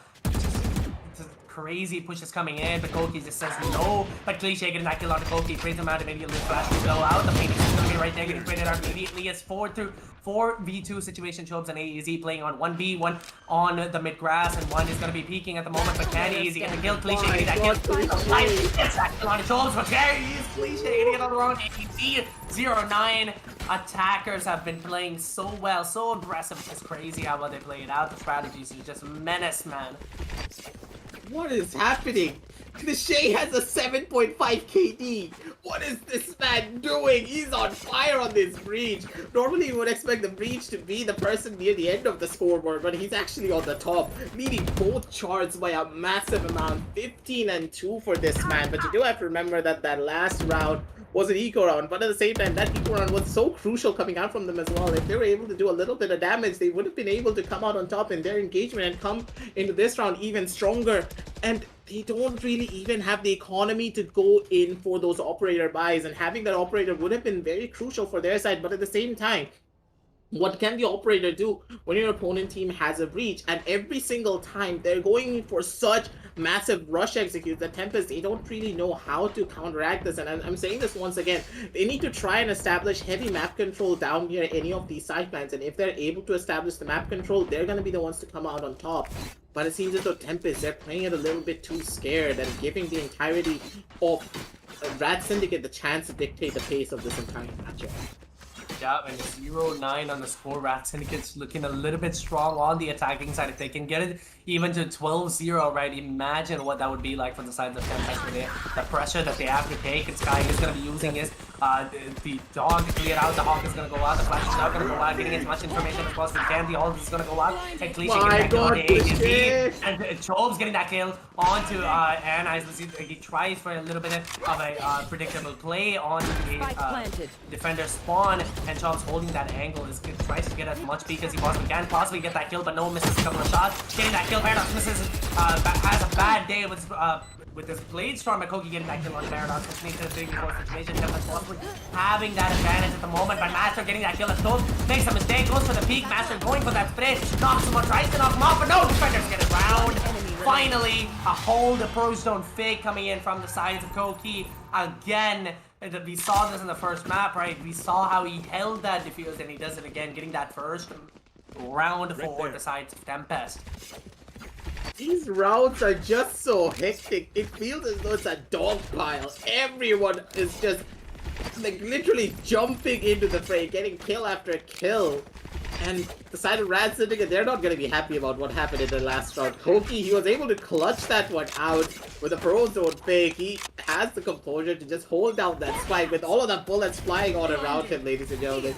That is where the real damage has been done. But with this round, they're going to be able to stabilize at the bare minimum just a tiny little bit, but not too much, because you can see when it comes to the terms of the economy, they are not happy whatsoever. A lot of their members still have to go in for those half kills. The flashes are going to be coming on in, but with the ultimate getting one kill down onto Kubrick, Grandmaster, he's going to be able to find one. Right behind him is going to be Drickshot. Drickshot's not going to be able to survive for long, though. Kubrick's going to be trying to get kills. That kill down on Grandmaster. Chome's going to be able to shut down Paradoxes, and already it's going to be 3 versus 2 on the map, ladies and gentlemen. Seaside has been executed onto.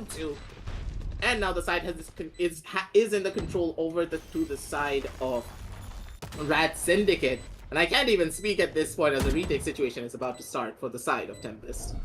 Man, casting this match is so hard. I genuinely feel like I have Coley Bobbles or something.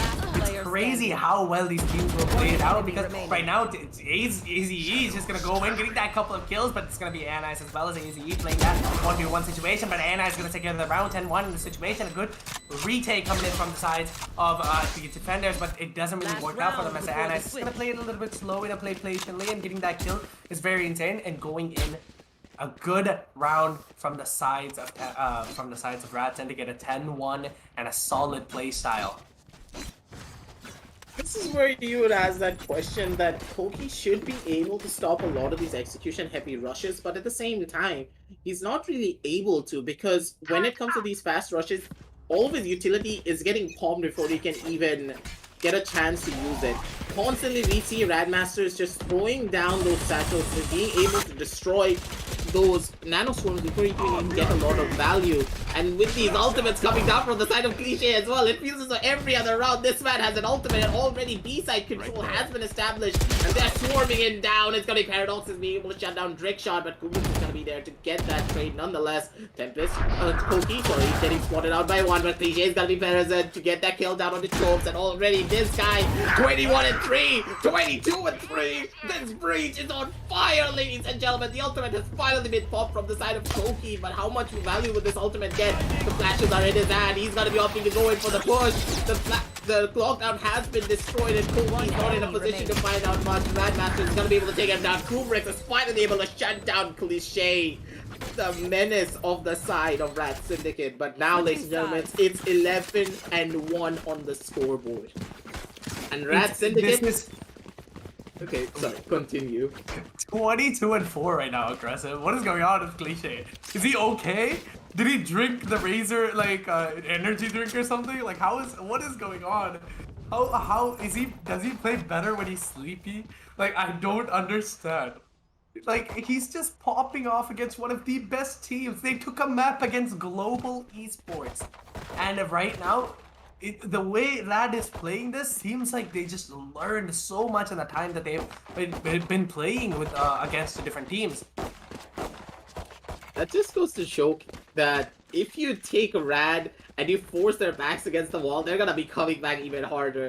Rabbit Dog strategy really coming into play on this map as well, because you do have to remember that on this singular map, Rad Syndicate as a team, they are very comfortable here. This is their home map, and this is where they will take the fight straight to you. And I do think that Cliche, he's feeling himself quite a lot, and I do believe that he's going to be opting to go for an aggressive push of his own accord down onto the side of A-Long itself. But honestly, ladies and gentlemen, anything is still very much possible. We have seen Tempest pull off the impossible, so this could be coming out here as well. 1-11, but still at the very long term of it all, they could be coming out on top in this engagement.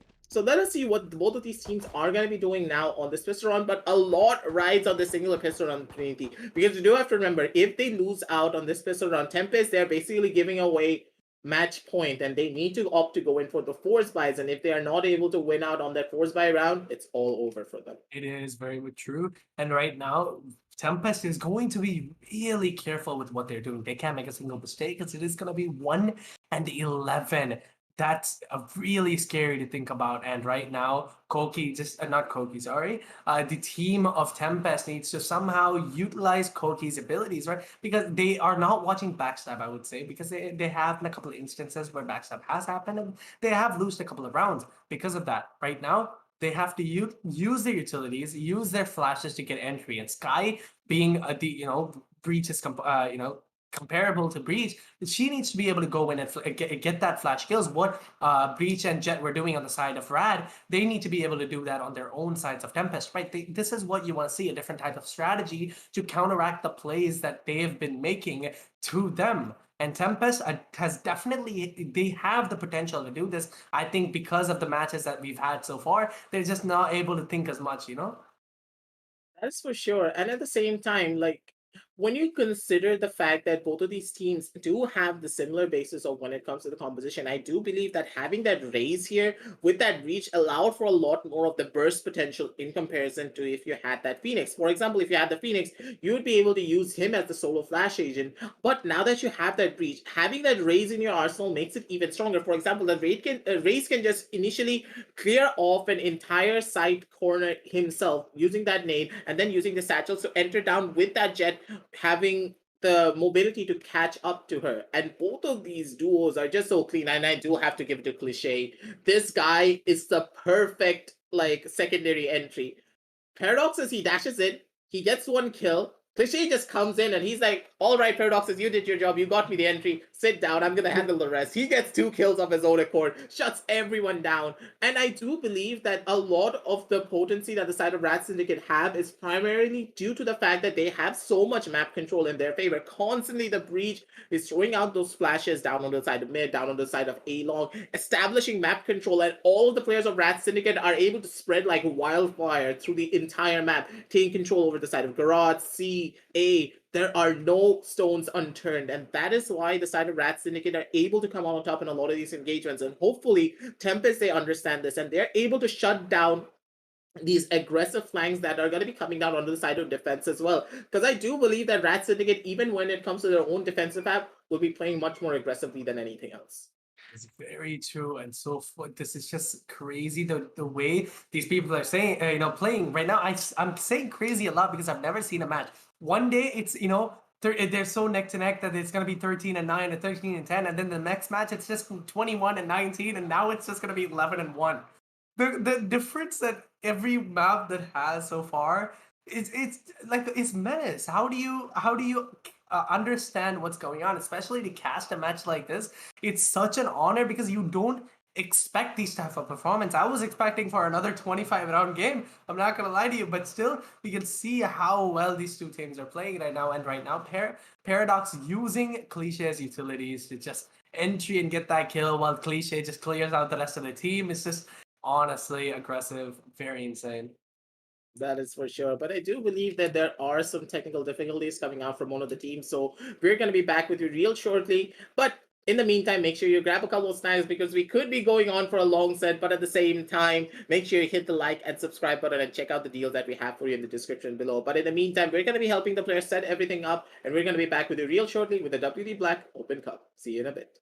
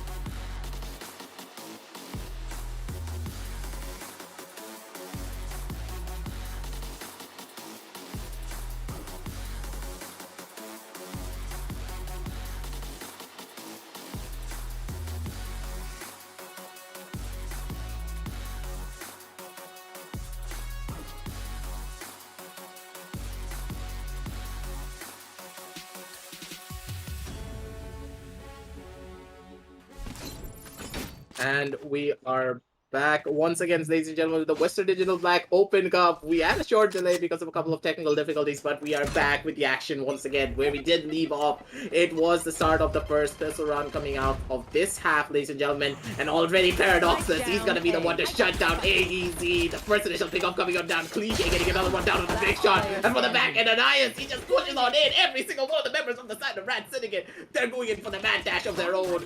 One after the next, they're just piling up the bodies. They want to hunt down Kubrick, and it's going to be Randmaster to shut him down. A flawless pistol round. That was just so quick, ladies and gentlemen. We just started this, and it's already over. That was a little bit of mishap because they both body blocked each other, which gave Anais a little bit of 2 free kills there. I don't know if you noticed, but it was that round lasted for exactly like 5 seconds, 6 seconds at max. Like what? How crazy are these two teams? Are right now? Rad Syndicate's mad, man. I've never seen them this good. You know, when it comes to high tier gameplay, the way they're using the utilities just seems like they've just completely decided to go and relearn everything that they did. There's no very aggressive gameplays, and even if there's aggressive gameplays, there's players to trade out immediately. And Master getting that kill on Koken, easy trading him out immediately onto Master, and a 3v4 situation already. Paradox being able to get that open sprays onto getting that AV right there, the headshot, but Trick Shot getting that kill through the smoke.